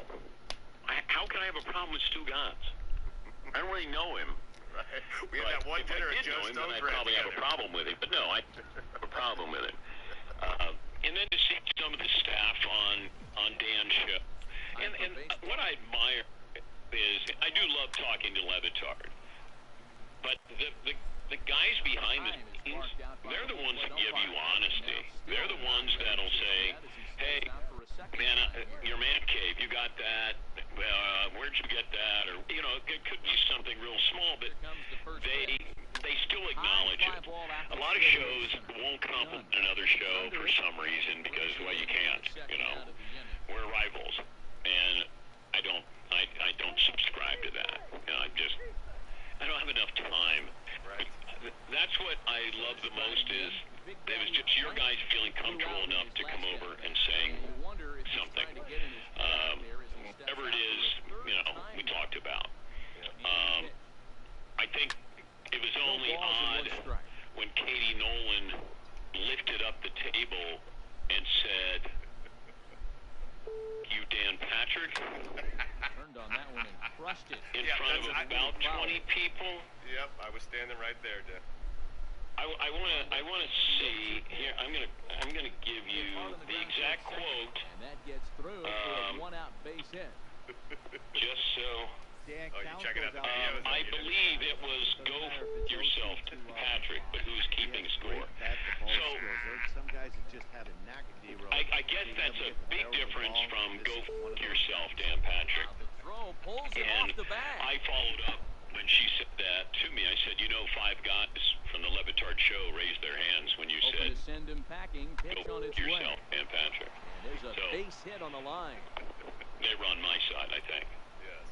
Well, I started off on her side and then flip-flopped to your side when she wasn't looking. And that's how I do it. I play all sides, you know. But I got your back, Dan. Well, I appreciate that. Sarah Spain was a lot of fun to hang out with. Yes. Who was the drunkest of the people you ran into there? I mean, besides yourself, because I maintain that you were the drunkest. I was a close second. You could have left some alcohol for the rest of us. But who did you, like, as you're sifting through that wedding, meeting people, who did you, like, were you thinking to yourself at all, man, they are hammered? Yanked on the ground down the line. Foul ball That's a good here, question. I 0-1. know, because everyone was. Well, what wedding, first of all, so I have to grade this on a curve. Right. Pops this one up. I'm going to give alcohol consumption a C-. So Okay. 2 runs on 2 You weren't base impressed, hits, huh? 1 error No, the rate, reception. and 1 man left on. I've had better wakes. Ready for another shot now. Veronica. The person who needed some assistance was Levitard. Ani pops You it ain't up. kidding. Cologne. And, you know, because he had one move by the end of the night. He would just stare you down. He'd go, "Come on up in here. Come on up in here," and he wanted a big hug. Dan, I got a news for you. That's his one move in life. Well, he's socially awkward. You know that. I think at one point he said, "Give me that barbed wire wrapped body and come over here." And I went, okay. This is a tough guy right Trying here to to think. get into a double play. He's fast and he Sarah swings Spain from the left was, side. Out of the box, yeah, Nina was, She was on her way. Nina was on her way as well. Did you enjoy the ride home that I gave you? Like it was 5 minutes. It was the best 5 minutes of my life, Dan. I did think it was interesting that I say to you, after we've bonded for an hour or so, I've listened to your stupid lacrosse stories. I've listened how you want to be a bigger star than you are, and you should be a bigger star than you are. Well, thank you. Has it in his tracks. You know, but like all the things that you want to share in private, and I listened to them, and I said, "Hey, can you take me home?" And then you make it seem like no man has ever asked me to take him home. And then I'm thinking, I'm only 4 minutes away. And then I'll guide you there. You just have to drop me off outside the hotel. And you had all kinds of, clothes and lacrosse stuff, and I just threw it all in the back seat, which I think bothered you a little bit, but I just clear now. Your BMW, what is that, a M3? It's a 540i. It is an M series, though. Yes. All right. Because I have to take mental notes in case, people are looking for me or they find me, and then I have to say whose car were you in? So I did take some DNA. There was hair on the floor, the floorboard. So I took that just in case. And then you gave me a ride home, and it was nice. It was a nice hug. And actually, You wanted to get out. Oh, I was totally going in. I was going to stare you down and say, come in here. Come get some of this. I was going to give you a lemon tart. No. Because I said, when you stopped and put it in park and then you got ready to get out, I go, oh, no. Don't need a hug. Yeah. And then you were, said, no, I was going to give you a hug. And I said, no, we're good. No, I don't need a hug. And then that was it. Then I stayed up with my wife and just recounted all the nice things that people said about me, and then we flew back the next day. I was going to go in for a hug and then go in for a drink. That's kind of what I was thinking there, to be honest. I want to spend more time with you, Dan. I didn't know that. If I would have said, hey, I was going to get a drink, then I would have allowed that. But when you wanted to go hug, then I was kind of worried. I knew that you probably had to go home. Yes, no, I had to go. I had a flight at 6:20 that morning. I had to go back to Baltimore. It's crazy. So, Stanzik, you want to get into this game now with Dan Patrick? Yeah, let's do it. Why not? All right, so it's going to be Berman, Olbermann, or Bob Lee. Those are your choices, okay? Who's the funniest off camera? Berman, Olbermann, Bob Lee. Bob Lee. Bob Lee, do you have an example of him being just great sense of humor, funny? Because I think we see Bob. We see choice now. There's an essay part of this. No, but we see Bob Lee. I think people would be surprised like that. It's kind of like Belichick. Everyone always says he has a great sense of humor. Bob Lee is a pillar of journalism, and so I think people would find it interesting that he was the funniest guy off camera. A great sense of humor and a great sense of timing. That's what I would say about Bob. Okay. And he didn't make it about himself. It was good. It was sharp. It was observant. Who would finish a beer the fastest, Berman, Olbermann, or Bob Lee? Leading off the inning. Bob's a wine drinker. He's not really a drinker. I just think Chris Berman might spend so much time getting ready to drink the beer that somebody would finish before he started. So I'm going to go Bob Lee. Good answer.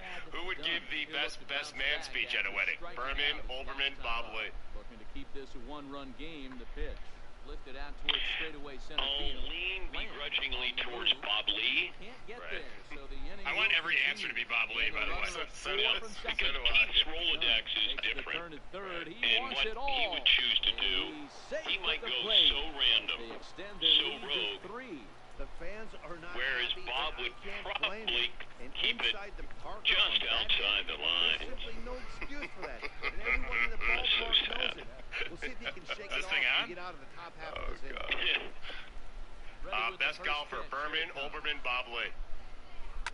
Now a curveball that's yanked high and deep down the line in right. Really? Oh, and it's off the foul. Why am I so surprised? Right, and I don't think Bob does, so by default, Chris Berman. Okay. Most famous person Dan Patrick's ever played golf with. Down the line in right. His third home run of this series. And to cut the gap here, it's now 6-4. People always wonder why you played Augusta, by the way, right? So much money. Yeah. There's your answer. The great of course. I'm the only one who hasn't played the course, Danzig. That's it. I'm the only one. So the lineup flips over. Yeah, that's kind of overrated. Dan, don't do that to me. It's my lifelong dream, man. Too hilly. Actually like to see keep the ball it's too hilly? It's hillier than you think. The holes are real close together.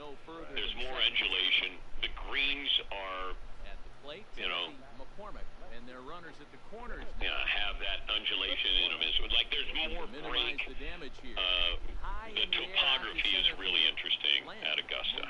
And when you take away some of the stands, there are a lot of holes, not a lot, but there's probably 5 holes that you might be intimidated by if you played it with just the setup. Not on, Sunday of Augusta, but if you played it at a random time and you had the stands up, you might pucker up a little bit.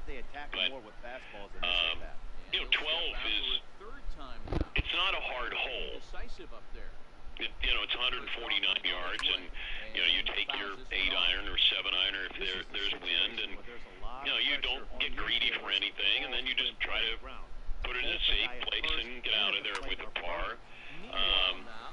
15. some of the par 5s are not drivable, but you can get there in 2. And then there's the other holes where you just, it's just mean-spirited, and that's what makes it fun. 10 and 11 are really difficult. 12, 13, Coming to the plate now, 14's okay, 15's great. 16 is not that challenging if there's no stands around it.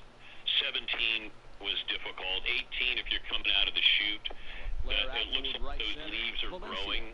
Jesus, while you get on Dan, how many times have you played the course, man? You committed it to memory. Well, the great ones do this. Remember when LeBron did this, and then everybody applauded him? Yeah, that's all this is just... Are you going to answer who's the most famous golf person you ever played golf with? Who was it, Jordan? I'll say Bill Murray. Patrick. Played Augusta, Murray. So you played with Michael Jordan before, and he's not the most famous, right? Well, he was in the group. Oh, jeez. Even the best center fielders make mistakes once in a while. When are you and I playing Augusta? When is that happening? Ever? Why don't we play Durrell first? I can get us on Durrell. I know, you got connection. I would love during Super Bowl week to get out and play a round of golf with you. Let's do it. We'll start. I think we've got something special going. I think you and Levitard have run your course. And, I mean, I'm not going to say anything that you said privately, but, I get it. It takes all the air out of the room. How long do we talk about the wedding? Prior to, now after the wedding. So I feel your pain. I feel what you're going through. And once again, as I said to you and everyone else there, here's my phone number. If I can help you, you let me know. What are you thinking here, Dan Patrick and Stugatz? I mean, is that with the Danettes? What are we doing here? I don't know. All right. I don't know, but it can be a blank slate. You got a little bit more room. You're not going to be in a closet. You don't have to look at Levitard's brother's artwork all day. Sold! Yeah, we'll open it up a little bit. All right. Maybe we'll have a Stugatz betting room that's just for you when you want to go bet. Listen, I'll move up to you right now, okay? In fact, I'm leaving now. I'm ready to go. You ready? I got a full bar. The Traeger grill is always on. The golf simulator is just saying, play me. Basketball court is there. Football field. And friends. Stanzik, what do you think? I mean, I live in the same town as Dan, and he hasn't invited me once, so I don't know, I'm a little nervous. He's inviting me to go host the show. It'll probably stay that way. Real quick, we'll get you out of here. The worst tipper, Berman, Olbermann, Bob Lee. He looks terrific. Yeah, absolutely. Postseason monster right here. Having a huge... I don't even know. I don't know if I've been around them when they... Yeah, I couldn't say if somebody was really good or really bad. Right. Bob Lee strikes me as getting the right percentage every time. Berman may feel like he's giving you a tip by being there. Sure. Now, I don't know about Keith. Right. We went out very few times for dinner, and I don't remember where I went. That's a $9 burger. He's giving $1,000. It's nothing like that. Who is the enduring face of ESPN? Which one of those three? Or maybe it's you. The endearing face? The enduring face of ESPN. You think ESPN? Who do you think of? They talk about a Mount Rushmore, and you're on it, Dan. No, there's three on it. There's Berman, there's Tom Mees, and there's Bob Lee. And because without that core, I mean, if Berman didn't do it and Bob didn't do it and Tom didn't do it, you're going to get other people to do it, but they may not have done it the way they did it. And they stayed there for 40 years, the passing of Tommy. I I would be fine with 3 up on Mount Rushmore.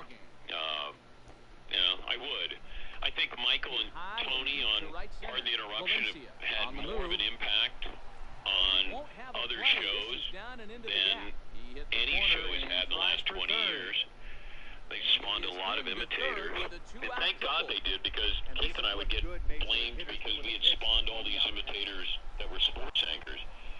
Let them try to, they don't even try to copy what Mike and Tony do. They did take sort of the format here. We got a few topics.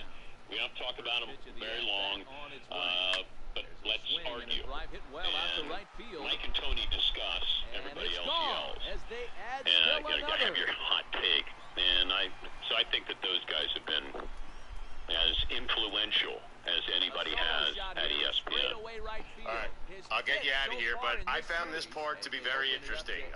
As we were having a couple of cocktails together at the Levitard wedding, where I asked you the thing in your career that you were proudest of, and you told me the radio show, which I found incredibly amazing, because you have done so much in your career.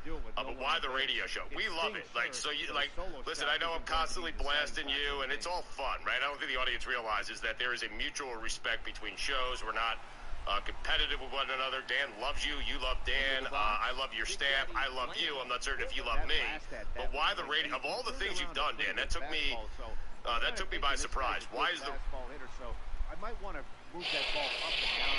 Pardon the interruption, but I'm Mike Robot. It's World Philosophy Day, Tony. Do you have a life philosophy? I'm Tony Kornheiser. Be kind, be grateful, don't be physically intimate with the neighbors in the ranch house across the street. Hey, well out the right field. Very specific. Looking Well, up. I didn't say if it was Washington or Delaware, did I? I wasn't that specific. Is the house next door, is that still green? Is it still that Linda Blair, head spinning, Yes, it is. vomiting, Yes, green? it is. Well, why couldn't Yes, you the do trim. something about that? The trim, I take the green, because I didn't want anybody to particularly go near the house.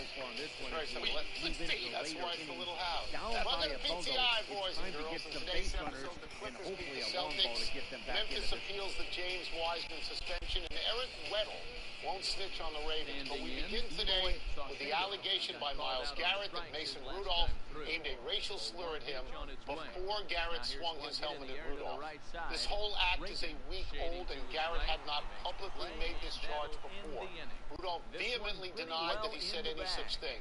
Wilbon, what do you make of all this? I don't know. I don't know what to make of it. You know my original stance on this is that Rudolph should have been suspended the game anyway, just trying to pull Garrett's head off. But now Garrett has alleged this. This is serious stuff. I try to put myself in these situations, particularly in this one. And if this was the N-word, and somebody had thrown this at me, I would not wait a week. I might have swung the helmet, and I'd be screaming bloody murder all the way off the field. It would probably try to get at him before we all left the field. That's just my reaction to what might have happened if I had been called this. I don't know. I don't know what to believe. So we are in a serious landmine area here racially. Yes. And we should take our time and not jump to conclusions. My sense of this whole thing is that it would have leaked before this. He would have told somebody, and somebody else would have said, I got to protect my boy. So, I mean, you waited a long time to come out with this.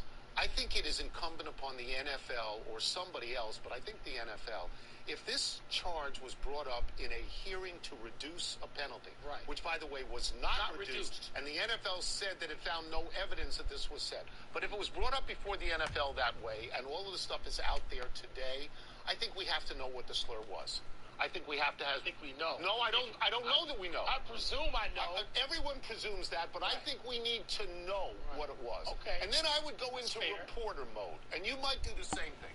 I would go to every offensive lineman on the Pittsburgh Steelers. Yes. And I would say at any time, at any place, did Mason Rudolph ever go near this? Because I need to know that. And then I would go to everyone on the Browns, and I would ask, in the interim, has Myles Garrett said anything like this to you? I don't think we will ever know the facts of this, but the indication to me, I believe, Mike, it would have leaked. I believe we'd have heard this before. I believe, having been called that a time or two in my life, then I would have gone ballistic. I believe that you have issued an apology to Mason Rudolph, and the apology would have included. I got to apologize to Mason Rudolph now. However, but none of that that came out. That's right. I'm just. That's right. I'm skeptical. Right? We arrive at the same word. And we're different ways. Because I know how I have reacted in my life. This is happening. Let me ask you another question. What? If this had been a black quarterback, right? Because we're going down the racial slide here. If it had been a black quarterback and that word that you think of was uttered, would it have been the same reaction? No, it's not a slur. He's not stopping. Isn't that an unfair? It's something else. If it had been a black quarterback, the NFL would have suspended him for a game. Now, speed they always talk about with this guy was come after me. But we got a lot of ifs. Yeah, we do. Let's get to an NFL story with a little different tone to it, thankfully. Eric Weddle, who played 3 years for the Ravens but now plays for the Rams, says he will not divulge information against his former teammates. They may help his current team ahead of their matchup this coming Monday night. Weddle says, quote, I can tell them a lot of stuff, but that's not just who I am. We're going to play it on the field, and the best team is going to win. What kind of man would I be if I just turned my back on them? Close quote. Now on 0-2, Tony, if you were a Ram, what kind of man would he be to not help his current employer win a football? Or at least that'll be the intent. Crazy. Eric Weddle plays for the Rams. Well, you know That's his team. Good hitters are good hitters for a reason. Exactly. Does it come from the Rams? Does it come from the National Football League? Does it come from the Los Angeles Rams? From an owner who might say, if you don't want to tell me this, maybe I don't want to pay you anymore. He played for the Ravens. They let him go for salary cap reasons. He now plays for the Rams. If he has to wonder about this, look at your helmet. Your helmet's got the Ram horn on it.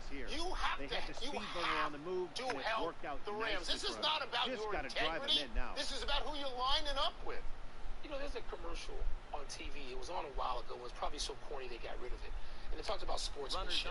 When a kid says, no, I didn't actually deserve this penalty and it should not be called. And the coach congratulates him. And people sit at home and go, what? Yeah. This reminds me of that. And now the runner's trying for we don't really want people to be sportsmen because I kind of admire this. I have the same problem with it that you do. I'm conflicted here. Because if I'm your current employer, I need this information, son. I need to know what I can know so I can go against the zone or the man-to-man. So you better get in this film room. But I kind of admire it because we want people to bond and we want people to be great teammates. And then we want them to immediately, when they're traded, turn on the guy they were in the foxhole with. Do you know what it tells me? You know what it tells me? What? And it tells me the same thing that when Joe Flacco was traded and Sizzle left the Ravens, none of these people have a bad word about the Ravens. The Ravens organization from the top down, from ownership to some real loyalty, long-lasting loyalty. So doesn't part of you think that Weddle is kind of cool for saying this? It's a man of principle. He's got some sportsmanship here. He's getting paid by the other team. He's got to help the other team. He's got to pay. You're just a mercenary, no matter what. No, these are your brothers. You're out there together. You link arms. You got to do it. The Clippers put Paul George and Kawhi Leonard on the floor together for the first time last night, and they beat the Celtics in overtime. George and Leonard played 27 minutes together, during which time the Clippers were plus 11. But the Celtics got into overtime while one of their best players, Gordon Hayward, is hurt. Move on. Which team should be more encouraged by this game? There's simply no excuse for that. I don't know about more encouraged. The Celtics have no reason to be discouraged. I specifically watched the Celtics' reaction immediately after the final buzzer when they lost. Now, I noticed Jason Tatum was going around in the left center field, and they were patting each other saying, all right, we lost this game, a loss is a loss. On the road. But this game in overtime, we took them deep. Yeah. I think they both have reason to be encouraged. Look, the Clippers are going to get better. I mean, there's some things. Shot here to left center Kawhi and Paul George didn't really interact offensively. They didn't run pick and roll involving each other. They didn't have dribble handoffs. They didn't do the kinds of things that timing will allow them to do in 6 weeks. So if I'm the Clippers, I feel very good, and I'm not even looking at the Celtics, which would be in the NBA Finals, other than one more regular season game. I'm looking at the co-tenant, the Lakers. So I'm sorry that I live in the East and I'm old and I go to sleep, because this is the only game I watch. Well, that's you. You're the one in a million in the East. I think I might have liked to have seen this game. I think the more encouraged team would be the Clippers for these particular points. They were down by 10. Yes, they 6 were. minutes to go in the game. They got to overtime, and then they closed them out. They closed out a good team. With defensive plays, by the way. With two important defensive George, plays, man-to-man, Kawhi, and each. Beverly. And ultimately, this is like I sit and I watch the Washington Wizards score 180 and give up 192 on a nightly basis. So when I look at a game that is under 100 going into overtime, I think, wow, that looks like an interesting basketball game to watch. It was a great game, Tony. And let's go back to Patrick Beverly. Because he understands that with these two guys on the floor, he now has to do certain things to take advantage of their presence, the space it allows him. And I'm fascinated by the Clippers with these two guys. I hope they are able to play 55, 60 games together. We're already into the season. But it's always nice when you get an offensive explosion like that. No. It saves your Take a closure nap. for another day. Something. A comfortable Matthew victory. was up late. One He was more 11. look at the He got final the halftime. I line score shut him there to down. see the great pitching performance that led his guys to the victory. Tony, let's move to college basketball and this James Wiseman drop. The Memphis Center suspended this week. Says he and the school are going to appeal the 12-game, $11,500 penalty imposed by the NCAA. His coach, Penny Hardaway, said he thought the 12 games was ridiculous. Pat 40 reports that Memphis could be facing a major infractions case. Wow. Tony, even if they cooperate, do you think Memphis is closer to the end or the beginning of its troubles? Wiseman is closer to the end because he knows the He's penalty. gone. Yeah, he knows the penalty. He's going away. It's a total of to the 12 NBA. games. He gets back from much of the conference stuff. If they make the NCAA, he plays in the NCAA, and then he says, "Bye-bye, I'm out of here. I'm going to the NBA, where it's going to be a lot easier to pay back the $11,500. That's not going to be hard at all." I worry about Memphis, and I worry about Penny Hardaway. This is a deliberately antagonistic thing that they have done to the NCAA.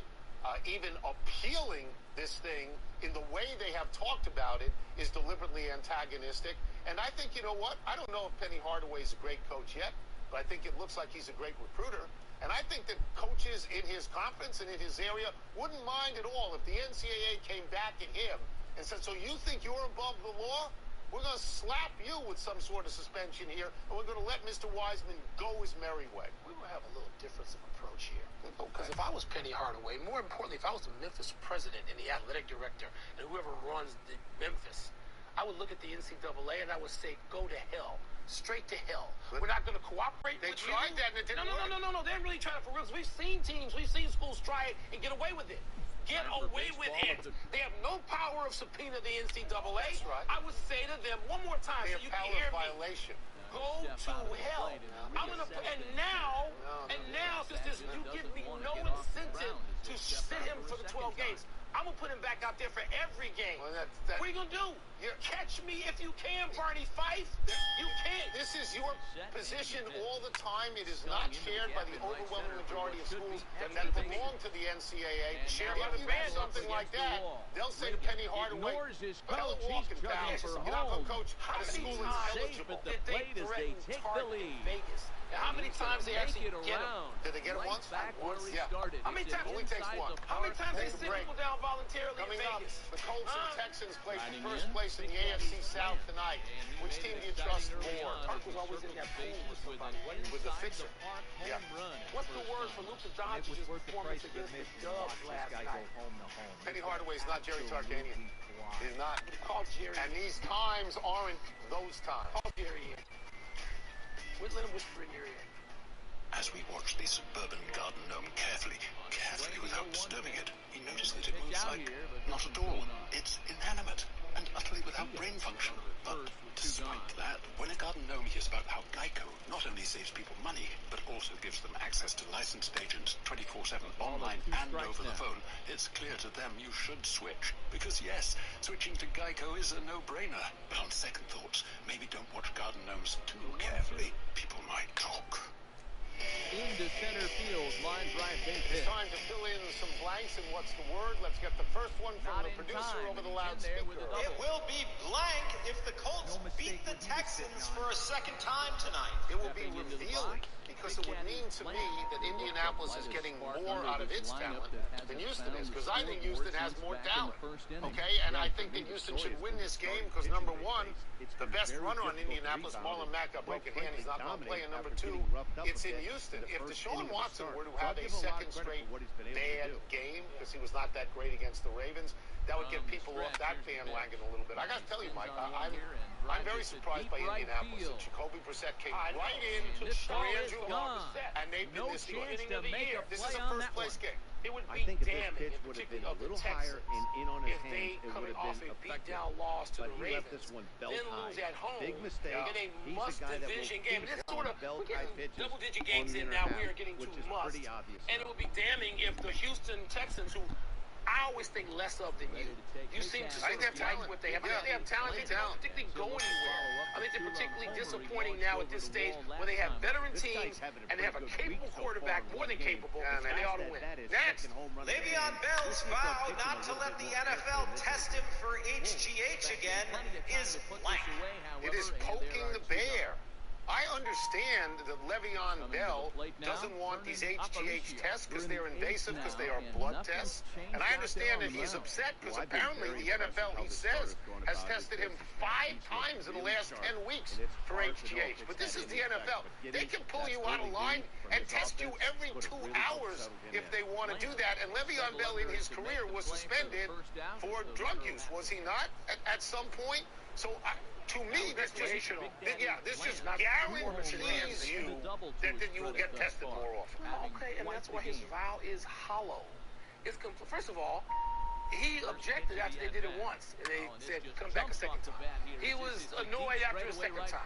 Come back a third. He was frustrated and angry after 3. How about number 4? So he can keep going. They can get to double digits. He can say whatever he wants, and so his vow is hollow. Next, Luka Doncic put on a blank performance last night. My word is predicted. Luka Doncic, he's no secret. He wasn't a secret for years. He played professional basketball in Europe when he was 15 years old. He was the MVP of the Euro League, and then he got in this league, and he was the Rookie of the Year. And now he's an MVP candidate in this league. He's perhaps, I think Tim Legger referred to him today as a potential transformational player. People compare him to Larry Bird. This is what you waited for with this guy. Yeah, Tony, and that's why. It's what you wait for, and it's what you go for. And it reminds me of someone I'm going to get to in a second. The word is virtuoso. Because when you go to see Luka Doncic now, all of a sudden, you know what it's like going to see? It's like when Michael Jordan played and you went because it was like theater. I'm not comparing his skill set to sounded like you just did. No. You put him in the same sentence with Michael Jordan. This sentence. Listen up, English major. Okay. This sentence. When Michael Jordan showed up at night, he showed up every night. Right. There was no load management. That's right. And he never let you down, and he performed, and he gave you this. Yeah. Luka Doncic is giving you this every night. Virtuoso. He used them in the same sentence. Next, last one. It's blank that the White Sox signed Yasmani Grandal to a 4-year, $73 million deal. It's no collusion. No collusion. This is a really good contract for Grandal. This is more than people thought Grandal was going to get. In recent years, there hasn't been this kind of market for a catcher in Major League Baseball on a regular basis. So what I'm thinking is if this is the way free agency is going to go, nobody can look at owners and say that they are artificially depressing the market. And if I was Anthony Rendon or Steven Strasburg, I'd be very happy. You know what, Tony? That's one way to look at it. I'm looking at it specific to the White Sox. This is closing in that the White Sox made this, committed this signing and this amount of money to Grandal. Because the White Sox think they're close. And here's part of what they got in their lineup. They got Moncada, they got Tim Anderson, they got Abreu, they got Jimenez, and now they got Grandal. That's 5 guys. They got more. They got a lineup. They can crush it, okay? And they're looking at the people across town who didn't make the playoffs, and they're saying, we're coming to get you, too. So you think filling our stadium and Indians and the Twins? Closing in on. Eat your words, by the way. Except the words when you put Jordan in the same sentence as Doncic. Remember, the break. Still to come to the Patriots. Patriots really be thinking about reaching back out to Antonio Brown? And is Joel Embiid right that Ben Simmons' first NBA three was nothing special? Yeah, he's right. Dallas leading the league in attendance. You know why? Because it's like theater. You're going to see the kid. Yeah, it's really like you went to the old Chicago Stadium. Doing that to the Warriors, so they're a shell of the He does it to everybody. The veterans out there. That's why it's like Jordan. You fulfill the promise. Same sentence. Hey, that's right. Are you still wearing your button-downs untucked and hoping for the best? Then stop it. Seriously? Seriously. Because traditional shirts weren't meant to be worn untucked. And honestly, it shows. Untuck It believes in helping guys look sharp and feel casual. That's why their shirts fall at the perfect length and were designed for guys of all shapes and sizes. Tall or short, slim or athletic build. Untuck It has the perfect fit because everyone deserves a shirt that looks great, untucked. And you shouldn't have to go to a tailor to get one. With Untuck It's huge variety of colors and patterns, you're sure to find the style to match any wardrobe. So whether you're shopping for the perfect gift for the man in your life this holiday season, or just trying to craft a look that's as relaxed as it is smart, you need to check out Untuck It. Get free shipping and returns on all orders in the U.S. at untuckit.com. And don't forget to use promo code ROS to save 20% on your first order at checkout. That's UNTUCKIT.com, promo code ROS. Support for Laughter Permitted and the following message come from Ally. You wouldn't settle for a 2-star spin class or personal trainer, so why settle for a bank that treats you like just another number? Ally knows you deserve better, and their mission is to be just that. With Ally Bank, you'll get great interest rates, and you can chat with real people 24/7, and they won't hit you with those hidden fees. Ally's team actually cares about doing right by you and your money. Go to ALLY.com for more. Ally Bank, member FDIC. Happy time, people. Happy 50th birthday, Ken Griffey Jr. Hold on a second. Ken Griffey Jr. is 50. Junior! The kid is 50? Hold on. I know we're old, but we just got that much older. Ken Griffey Jr. is 50. Simply one of the greatest baseball players of all time. He has 630 homers, was never accused of steroids. He was a spectacular fielder. The only sadness attached to his career is that he never got into a World Series. Only realize, if not for injuries that came from playing hard, he might have had 750 or more. And by the way, his golf swing is as pretty as his baseball swing. Happy anniversary, Michigan State. On this day 4 years ago, the 9th-ranked Spartans upset number 3 Ohio State in Columbus, continuing their march to an eventual college football playoff appearance. While everybody talks about what has happened in Michigan with Jim Harbaugh, Michigan State has fallen down the bowl. Michigan State is 11-12 the last 2 years. Mark D'Antonio says he will be back to coach the Spartans next year, but another year like the last two, that might be it. Not so fast, Tony. Look, teams have to rebuild. They're in tough conferences. Not everybody's Alabama or Clemson was in mostly a non-conference. They just hang around forever up the top. Happy trails, Jacoby Ellsbury. The Yankees released Ellsbury yesterday with 1 year and $26 million left on the 7-year, $153 million deal he signed in 2013.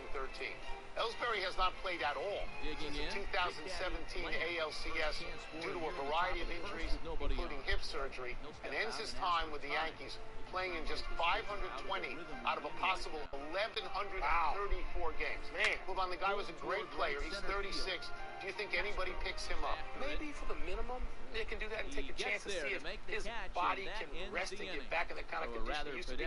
Because for a while there, Tony, I mean, he was pretty good player. Really good. Pretty good player. We're running out of show and we go to the big finish. Let's do it. Christian Fourier at WEEI says the Patriots have had discussions about Antonio Brown. Would he help? Can he help from a suspended list? Because that's what he'd like. I believe that's where he'll be. Yeah. Ben Simmons finally hit a 3 in his 172nd NBA game. Is that a big deal? Okay, he's 6'10". He scores inside because guards can't stay with him inside. I don't want to say the 3 is overrated, but not everybody has to hit 10 threes a game. Not everybody. The Miami Heat are 10-3, buying in. Undefeated at home. And they got players like my man Kendrick Nunn. They scout. They get players and develop them. Yes, I'm all in on Miami. Number 1 Duke and Cal at MSG tonight. Both teams are 4-0. Who you got? Of course I'm going to take Duke. I mean, it's almost a home game for Duke. He's on Madison Square Garden. And I don't know much about Cal. Last one, Blazers and Bucks tonight. What are your expectations for Carmelo? I got Melo going for 20. He may have to be high volume on shots. 20 shots, 20 points. Oh, I think 20 shots. That makes more sense. 20 shots. We're out of time. We're trying to do better the next time, and I'm Tony Kornheiser. You want to limit Melo's touches and shots?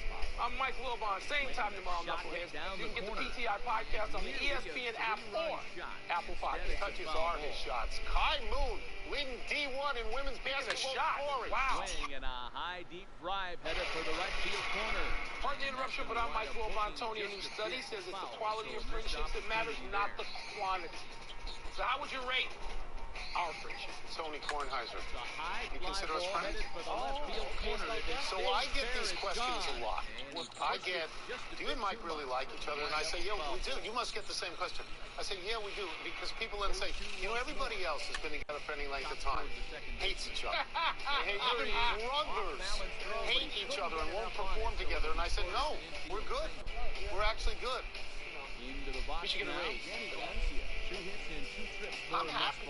Welcome to PTI, boys and girls. In today's episode, Mason Rudolph apologizes. Carmelo Anthony back on the floor. And LeBron and the Lakers, they look really good.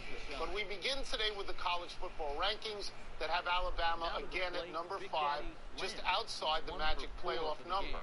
Alabama was not downgraded for losing Tua. The chairman of the playoff committee, Rob Mullins, the athletic director at Oregon, said, quote, "Our job is to evaluate the games through week 12, and obviously we're aware of the injury to the quarterback, but Alabama continued on to a convincing win, so it didn't impact the rankings this week." I add the emphasis, unquote. Wilbon, did Alabama deserve to stay 5th? Sure. Why not? I mean, I wouldn't change anything. I wouldn't change any of those top teams. I'm fine with Oregon where it is. I don't like Penn State being above Minnesota. That's called stupid. Since Minnesota just beat Penn State 2 weeks ago, 9 days ago.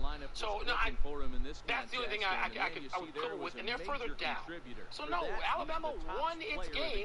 Why wouldn't Alabama stay 5th? You're not going to move them above Georgia based on last week's game, but you could going forward. No, well, this is, yes. The rest of Alabama's season and their chance to get into the playoffs depends on how they do at Auburn. Yeah. If they beat Auburn at Auburn and Mac Jones, the quarterback, right, that's his name, if he looks like the quarterback that he must have looked like when they recruited him, then I think they could actually go up ahead of Georgia. They could, we're back up but I would never move them down from 5. But that's in 2 weeks' time. What bothered me this week was Oklahoma.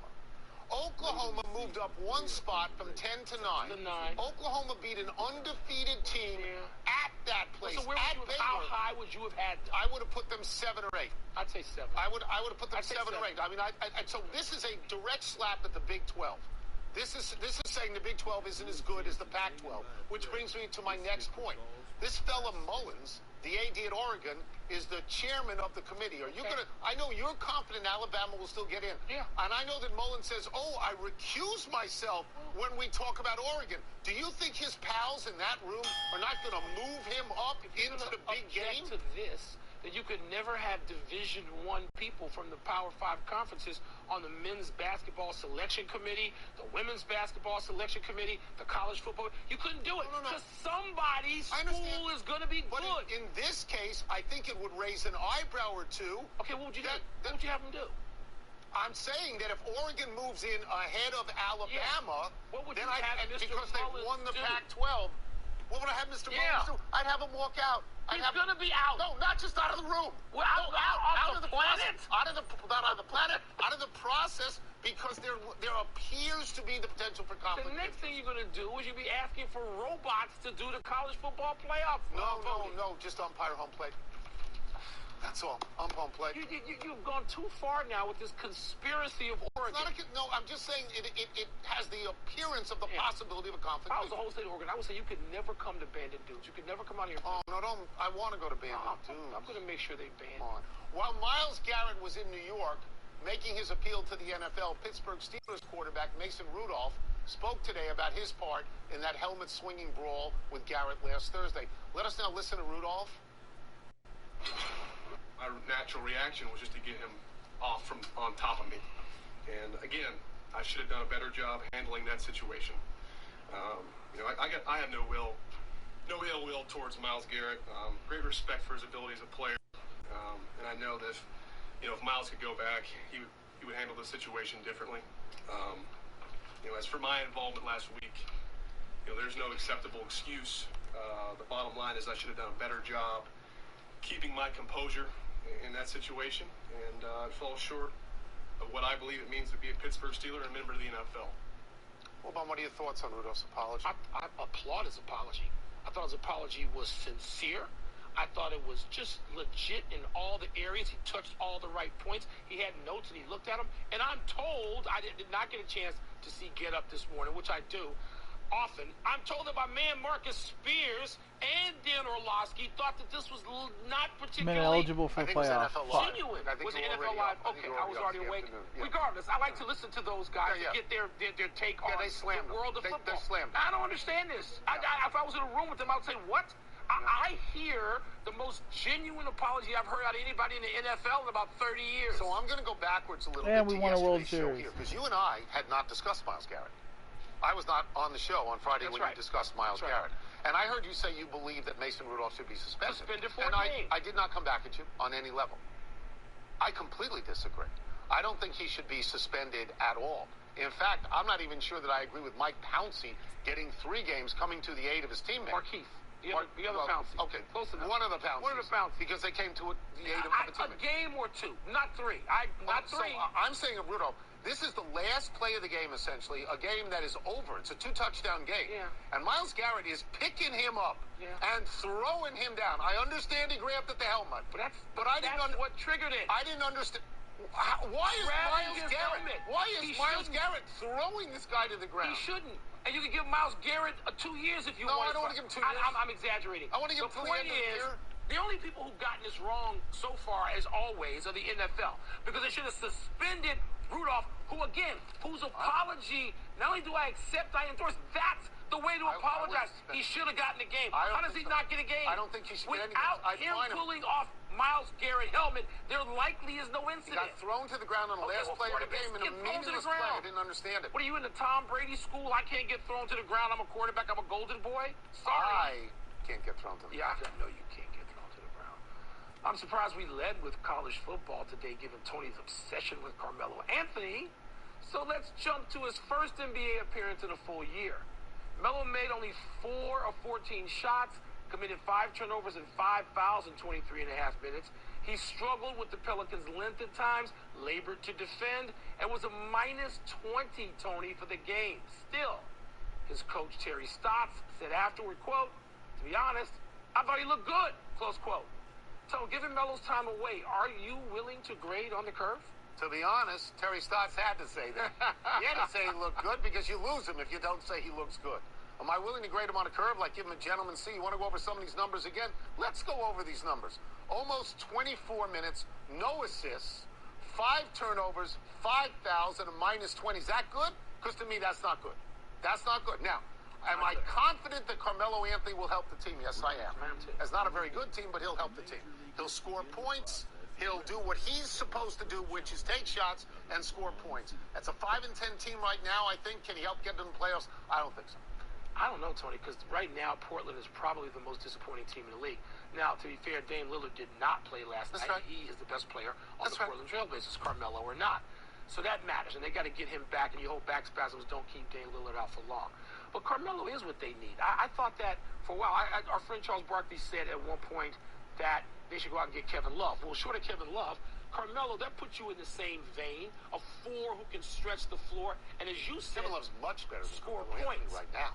That's not the point. You got to give up something big to get Kevin Love. You didn't have to give up anything to get Carmelo Anthony. So can Carmelo Anthony average again, I don't know, 14, 15 points a game? Can he give you 28 minutes a game? If he can do that, Carmelo Anthony did not practice 1 minute with this team. Not 1 minute. He walked onto the floor, took the second most shots on the whole team in almost 24 minutes. And no Lillard. And what does that tell you? That tells you that when the ball goes to Carmelo Anthony, he's going to shoot it. He's going to shoot it. If you have my whole point is the only reason for him to be out there is to shoot and score. So we'll see if he can do it. I hope he can do this.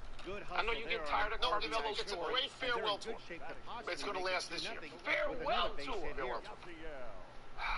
LeBron James. Not on a farewell tour. No. Posted another triple-double last night. This one against OKC as the Lakers improved their NBA best record to 12-2. A big deal is being made of the fact that LeBron now has a triple-double against all 30 teams, which simply ain't a big deal. It is a big deal, however, that LeBron is leading the league in assists, is moving around the court like he's 25, and has led his team to a pair of 5-game winning streaks. Tony, is it simply a nice start, or are the Lakers really this good? Okay, so what I remember about this season so far, and it's not that long a season so far, is that after the Lakers lost to the Clippers the first day, you left them for dead. You left them for dead. You said I said they'd be in the conference finals. Is that for dead? Left them for dead. No, you weren't paying attention. So what happened? What happened is now it is very possible. It's very possible that this record the Lakers have is as a result of two things: playing almost all their games at home and not playing the toughest teams in the world. I'll give you that. But LeBron James is leading the league in assists because he is redirecting his game to help everybody else on that team. He is fueled by two things. He is fueled by Magic Johnson leaving him high and dry last year, fueled by that, and fueled by the fact that people looked at them not making the playoffs last year and said, washed game. Okay? And he's fueled by that. And so I think at the moment, now they're old, we can get to that, but they're real good right now. They're real good right now. I think they'll be real good all season as long as particularly LeBron James and Anthony Davis can stay healthy. So that has to be the case. And they're never going to hold thing. You can't. They've got to play with Kuzma now. You know, they're going to need Rondo, later in the season when the minutes of the games pile up and you have wear and tear. So I think the Lakers have all the components. Look, Tony, I have believed, and I still think I believe, and we'll see what happens starting tonight when those two guys are in the Clipper lineup together for the first time, Paul George and Kawhi. So I think I would rate them that much ahead by the time we get to, say, April 1st. That much ahead?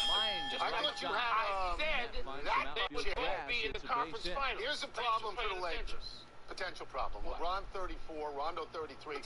Dwight Howard. That's why I said they got to have ball. By the way, Danny Green 30. By the way, Dwight Howard has contributed much more than you. 100%. Can they run Belmont? Can they run the full classic distance all the way into June? Can they do that? Let's take a break. Coming up, what the quarterbacks think about hitting these like Tillis. We're going to ask Steve Young.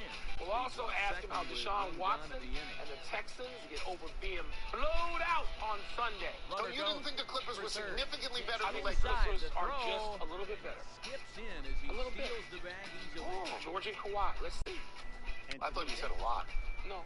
Technology Truths, brought to you by Geico. Technology Truths. Truth, your car stereo will always sync to the most embarrassing song on your phone. So the reservation's already. Oh, great. What was that? That was weird. Must have synced with a nearby car or something. Truth, it's so easy to switch and save on car insurance at Geico.com. Let's just, Wait, you like smooth jazz? No, smooth jazz. Well, there's no denying Geico, 15 minutes could save you 15% more. Week 12 of the NFL season doesn't kick off until tomorrow, but we couldn't wait that long for a weekly visit from the man who I mentored when we were both with the 49ers. Hall of Fame quarterback Steve Young. Let us start with this. I owe you so much, Tony. I owe you. Well, you know, thanks late is better than never.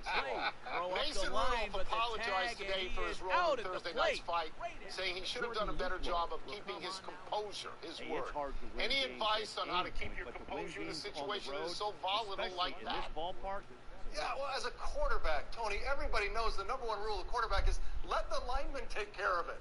I mean, I was like, I would always go back to my lineman and say, hey, look, this just happened. Or, you know, and they'd be like, we'll take care of it. Don't worry about it, Steve. We got it. And a play later, it would be taken care of. You know what I mean? Like, it didn't last long. So, and that's the thing about Mason. Look, I know what happened was personal, and something happened that was very strange between the two of them on the ground. But, like, the linemen got involved like they should, and they took care of it. And look, Garrett made a horrific decision. There's no question about that. But to go running back in there without your helmet, when your linemen have handled it, like, stop. I don't know. We all understand you're in the moment, but as a quarterback, you know that you can't be the one that gets in the middle of the fights. It's very un-quarterback-like, let's be honest. Let's go to Phillip Rivers for a second, because the moment he threw that last pick, Tony was saying he's old, he's done, his skills have eroded, and I said, I see some things that may be fixable, and you say what, Steve?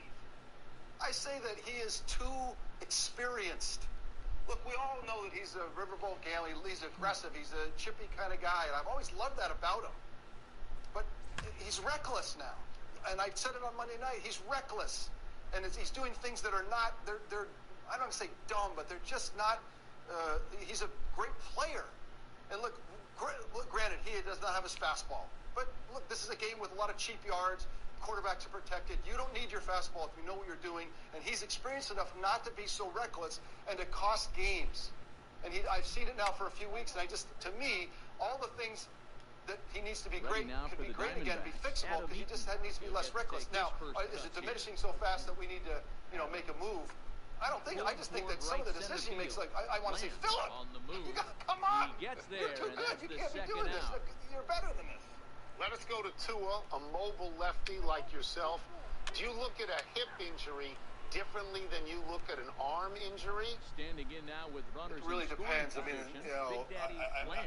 I don't want to play the game like Peyton did or Tom or Dan did, like to have no option to let the ball go in the pocket. I just don't want to live that way. I tip my cap to every one of them every time I see him. I cannot believe they played that way. But to be able to move around is vital. So if you tell me that he's going to be 80% of himself because of the hip injury in the future, I don't care what happens to your arm. You need those legs.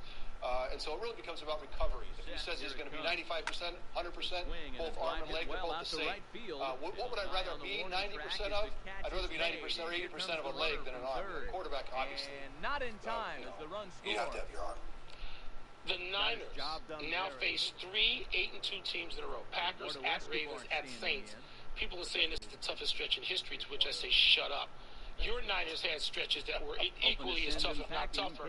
Regardless, as a player, did you look at those stretches and say, oh my God, I just want to get through this? Or did you embrace stretches of games like this?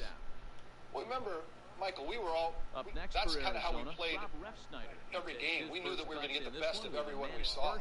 That was just who we were at that time. So, the idea that you're going to see the best of the best. Because even when you played a middle-of-the-road Falcon team, that was their Super Bowl, right, to go play the 49ers. So you got the most of everybody, so we got used to that. So the idea that you're going to now play teams that have a better record, I think more than anything, you can speak for the rest of the league. You can tell everybody that we're not a flash in the pan. We're not somebody that's just going to have a great regular season and fade. And you can take, you can take a dominant position in the next 3 weeks from everybody in the NFL that not only are, we have a great record, but we're actually a great team. Because sometimes it's not the same, and people can kind of glean through and go, you know what, they have a great record, but they're not that good. And I think this is an opportunity to just slam that door shut. The show doesn't really start until Wilbon tells somebody to shut up. We will get you out of here on this, Steve. Colts and Texans tomorrow night. Texans got blown out. They did by the Ravens last week. When you got blown out, did you prefer to wipe that immediately from your memory or dwell on it and actually try to learn from it? And he's got it for the first down. Well, I think the blowout usually has its own message, right? Because that means that as an offense, and that happened to the Texans, they couldn't iterate. There was no answer. And so that becomes a coaching issue. It becomes a player issue. But most importantly, in football, New Rockne is famous because he made a speech and you played better. Football is an emotional game. And so in the end, when you play poorly like that for 4 quarters, it becomes about your readiness and willingness to play great football. And that you can fix right away. So I'm expecting a lot of big speeches, player-only meetings, and the Texans to say never again, and somebody make a New Rockne speech and fix it all tomorrow night. Thank you, Steve. As always, great pleasure. Appreciate it for us. Okay, guys. You're the best. Let's take one last break. Still to come, our favorite soccer manager is back in the game. Respect. And could tonight be the first night we'll finally see Kawhi Leonard and Paul George? Yeah, you waited so long to tell people to shut up today. You usually are. We got to the B's. Yeah. We got to the B segment. We got to the guest segment. Steve loves it when you tell people. Support for Laughter Permitted and the following message come from Ally. You wouldn't settle for a 2-star spin class or personal trainer, so why settle for a bank that treats you like just another number? Ally knows you deserve better, and their mission is to be just that. With Ally Bank, you'll get great interest rates, and you can chat with real people 24/7, and they won't hit you with those hidden fees. Ally's team actually cares about doing right by you and your money. Go to ALLY.com for more. Ally Bank, member FDIC. Are you still wearing your button-downs untucked and hoping for the best? Then stop it. Seriously? Seriously. Because traditional shirts weren't meant to be worn untucked. And honestly, it shows. Untuck It believes in helping guys look sharp and feel casual. That's why their shirts fall at the perfect length and were designed for guys of all shapes and sizes. Tall or short, slim or athletic build, Untuck It has the perfect fit because everyone deserves a shirt that looks great, untucked, and you shouldn't have to go to a tailor to get one. With Untuck It's huge variety of colors and patterns, you're sure to find the style to match any wardrobe. So whether you're shopping for the perfect gift for the man in your life this holiday season, or just trying to craft a look that's as relaxed as it is smart, you need to check out Untuck It. Get free shipping and returns on all orders in the U.S. at untuckit.com. And don't forget to use promo code ROS to save 20% on your first order at checkout. That's untuckit.com, promo code ROS. Happy time, people. Happy 50th birthday, Dabo Swinney. Everybody keeps wondering if Dabo Swinney will go back to his alma mater, Alabama, when Nick Saban leaves. In the meantime, Swinney has won 2 of the last 3 national championships with Clemson. And in both of those, he beat Saban in Alabama. Clemson is undefeated this year at 11-0. It is the quietest 11-0 of all time. Tony, that's great, but I love that Dabo is a basketball junkie. And when his football coaching season is over, he hits the road, he and his boys, his sons, and they go see NBA playoff games. I love that. Happy anniversary, Jack Taylor. On this day 7 years ago, the 5'10" Grinnell College guard set the NCAA record for individual points scored by lighting up Faith Baptist Bible College for 138. Taylor took 108 shots. He took 71 threes. It is hard to imagine being able to shoot that many shots in a 40-minute game. No, we're never supposed to say never, but it's equally hard to imagine anyone ever scoring more than that. Where's this kid now? I don't know. Is he coaching shooters? What's he doing? Maybe he's at the Sonic eating a burger. Happy trails to a sure goal for Nick Patan. The Maple Leaf center thought he had the tying goal on this backhander with about 3 minutes left last night, but Vegas goaltender Marc-Andre Fleury made this flying glove save, fully outstretched, to preserve the lead and ultimately the win for the Knights. Save of the year. Tremendous save. It was Fleury's 450th win, which puts him 7th all-time. He has 3 Stanley Cup wins with Pittsburgh, and he got to the finals 2 years ago with Vegas. That number of wins and that many cups, doesn't that put you in the Hall of Fame, most importantly? One omission, the NCAA announced today that Memphis freshman James Wiseman will be suspended a total of 12 games, including the one he has already missed. And it's gone as they add still another. Right now, where we sit, he looks like when it left its back, I didn't think and it puts him back in time for most of the league play. Yeah. Here we go to the big finish. Let's do it. Maple Leafs fired coach Mike Babcock. Fair? They thought they had everything to turn the corner. Now this year they lose 6 straight. The playoffs, they got sort of hosed last year by the format. Tottenham Hotspur hired Jose Mourinho, your boy, as his next manager. Driven to right, he's a good choice. and no doubt about it, that one's way out of here. Brooks Koepka withdrew from the President's Cup with a knee injury. Big deal? It is. It would be a bigger deal, he said, to mitigate it. This Ricky Fowler, who's very capable, is going to replace him. Gerardo Parra Shot here to straight signed away with the Yomiuri Giants. Are you sad to see him go, Mr. Nat? This is the end of Baby Shark, but he gets to play professional baseball and make money. He was great with the Nats. Last one, Celtics and Clippers. And I assume you have the Clippers. That's a great early season game. Yes, we're finally going to get to see Kawhi Leonard and PG-13 play together. I'm excited for that. Playoff team, that guy. Out of time, trying to do better the next time. I'm Tony Kornheiser. 36 away, 21 minutes. Get off. I'm Mike Wilbon, same time tomorrow, Knucklehead. You can get the PTI podcast on the ESPN app or Apple Podcast. Barry Glass, enjoy. What's he enjoying? The Indians took the lead in the second inning and rode that until the very end. Pardon the interruption, but I'm Mike Wilbon. It's National Entrepreneurs Day, Tony. You ever started a business? I'm Tony Kornheiser, show-worn underpants. I may have overestimated the demand. Oh, wow. See, I wasn't going that way.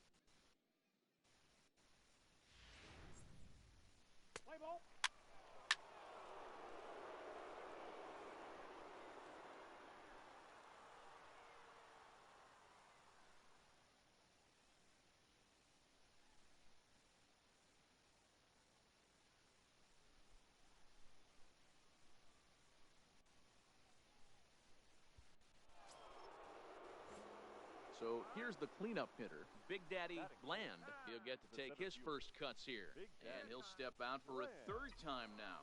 Boy, rather indecisive up there. Here's the first pitch to him. Swung on, and this ball is hammered. Forget about it. And goodbye. This one ain't coming back.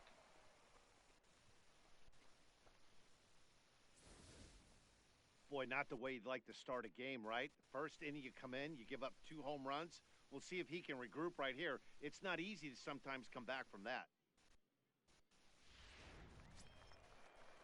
Here's Charlie Blackmon now. Lifetime history with Colin McHugh. It's been a steady 5 for 9. He's taken him deep once. He's set. Here comes the 1-1. Lifted into center field. And that's in there. Base hit. The relay. Throw won't get him. I'm shocked he got to that pitch right there. In today's game of loading up, leg kicks, toe taps. Now to the plate, the pitcher, Antonio Senzatella, as he'll get his first opportunity in this one. Senzatella. Swing, and he pops him up. Reagan calls for it, and that's the second out of the inning. Ready for another chance? Big Daddy Bland. He went deep in his first at-bat. We'll see what he's got in store for us here. And you wonder if he's trying to get in his head out there as he steps out for a third time now.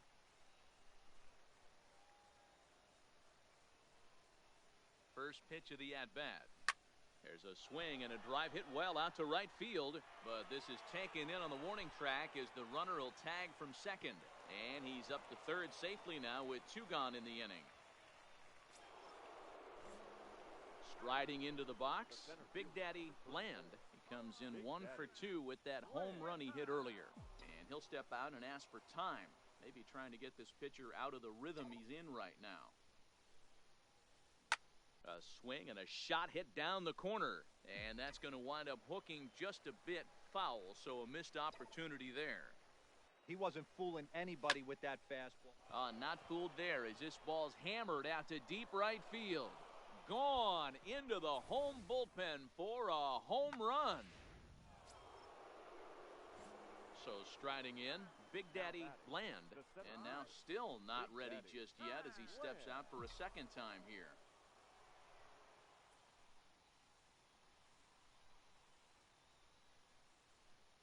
Here comes the first pitch.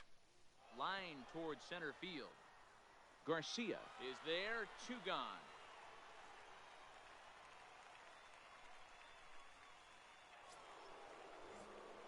At the plate, Big Daddy Bland. He's gone deep twice in the game, making him 2 for 4. And now here's the third time he's stepped out. Talk about breaking up a guy's rhythm. Here comes the first pitch.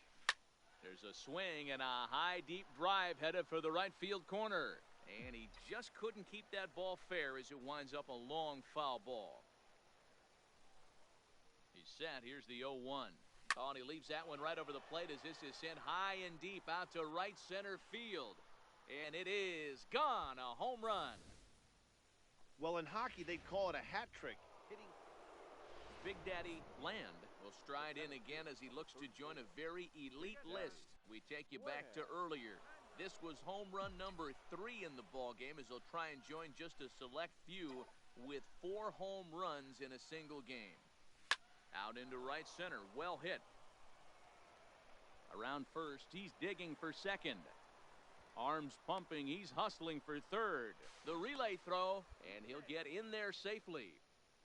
The speed they always talk about with this guy was on full display there. Yeah, when you've got elite speed like this.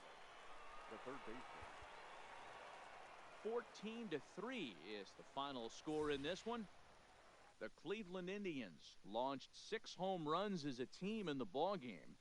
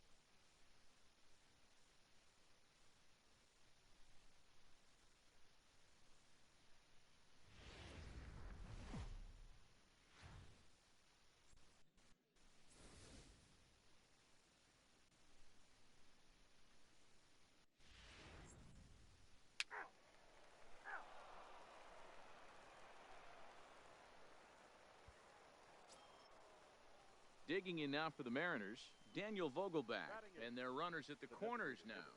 A ball and 2 strikes, here it is. Pops this one up. Reagan shading to his right. He's got it, and there are 2 down now.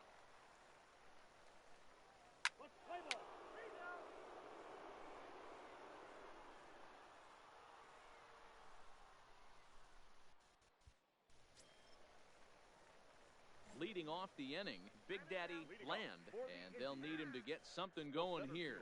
And he'll step out for a 3rd time now. Boy, rather indecisive up there. First pitch on its way. Line drive to center field. And a base hit, so the leadoff man is on to begin the inning. Digging in, Jose Ramirez. No career at-bats for him against this particular arm in the past. Ramirez. Runners off for second. Line toward the gap in left center. That gets down, and he's got himself a base hit. Bland ignores his coach. He's chugging for home. Safe at the plate as they now trail by only 3. So stepping in, Big Daddy Bland. He reached on a single in his first try. And he'll step out and ask for time. Maybe trying to get this pitcher out of the rhythm he's in right now. Pulled toward right center field. Smith's on the move. He's there to make the play, and that'll retire the side. Next for Seattle, Ryan Healy. He'll start off the 5th in this one. Ryan Healy.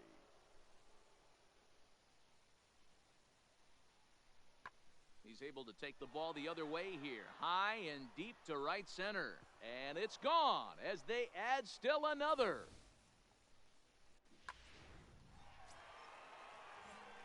Ready for another shot now. Big Daddy Bland. He flew out in his last at-bat. And you wonder if he's trying to get in his head out there as he steps out for a 3rd time now. First pitch of the at-bat. This is pulled into right. And this will bang up against the wall. Now a dive in right, but he can't haul it in. And now this is going to be big trouble out there. The tag, and he's called out trying to stretch 2 bases into 3. Here's the third baseman now, Kyle Seager. He went down on strikes last time up. Kyle Seager. Here's the 0-1 pitch. A swing and a drive sent out toward the gap. Bland racing back. Still going back. Gone! It's a grand slam. These guys are really putting on a show here. Jordan Luplow will look for some 2-out magic here. Well, that wasn't exactly a nail-biter, but it's always nice when you can get an offensive explosion like that.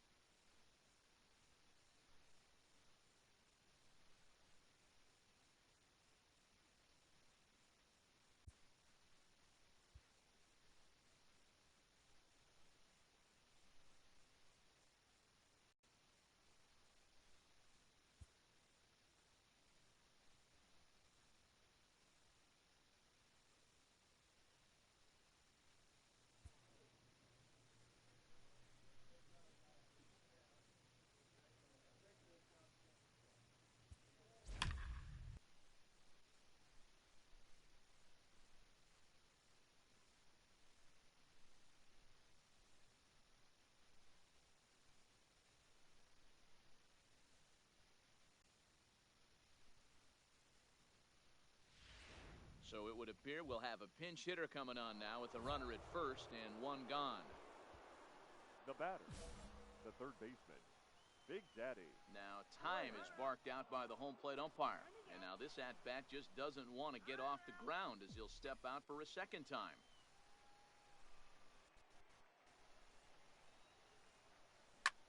Popped him up. Sucre moving to his left. He hauls it in without any trouble, and there are 2 away. Play ball.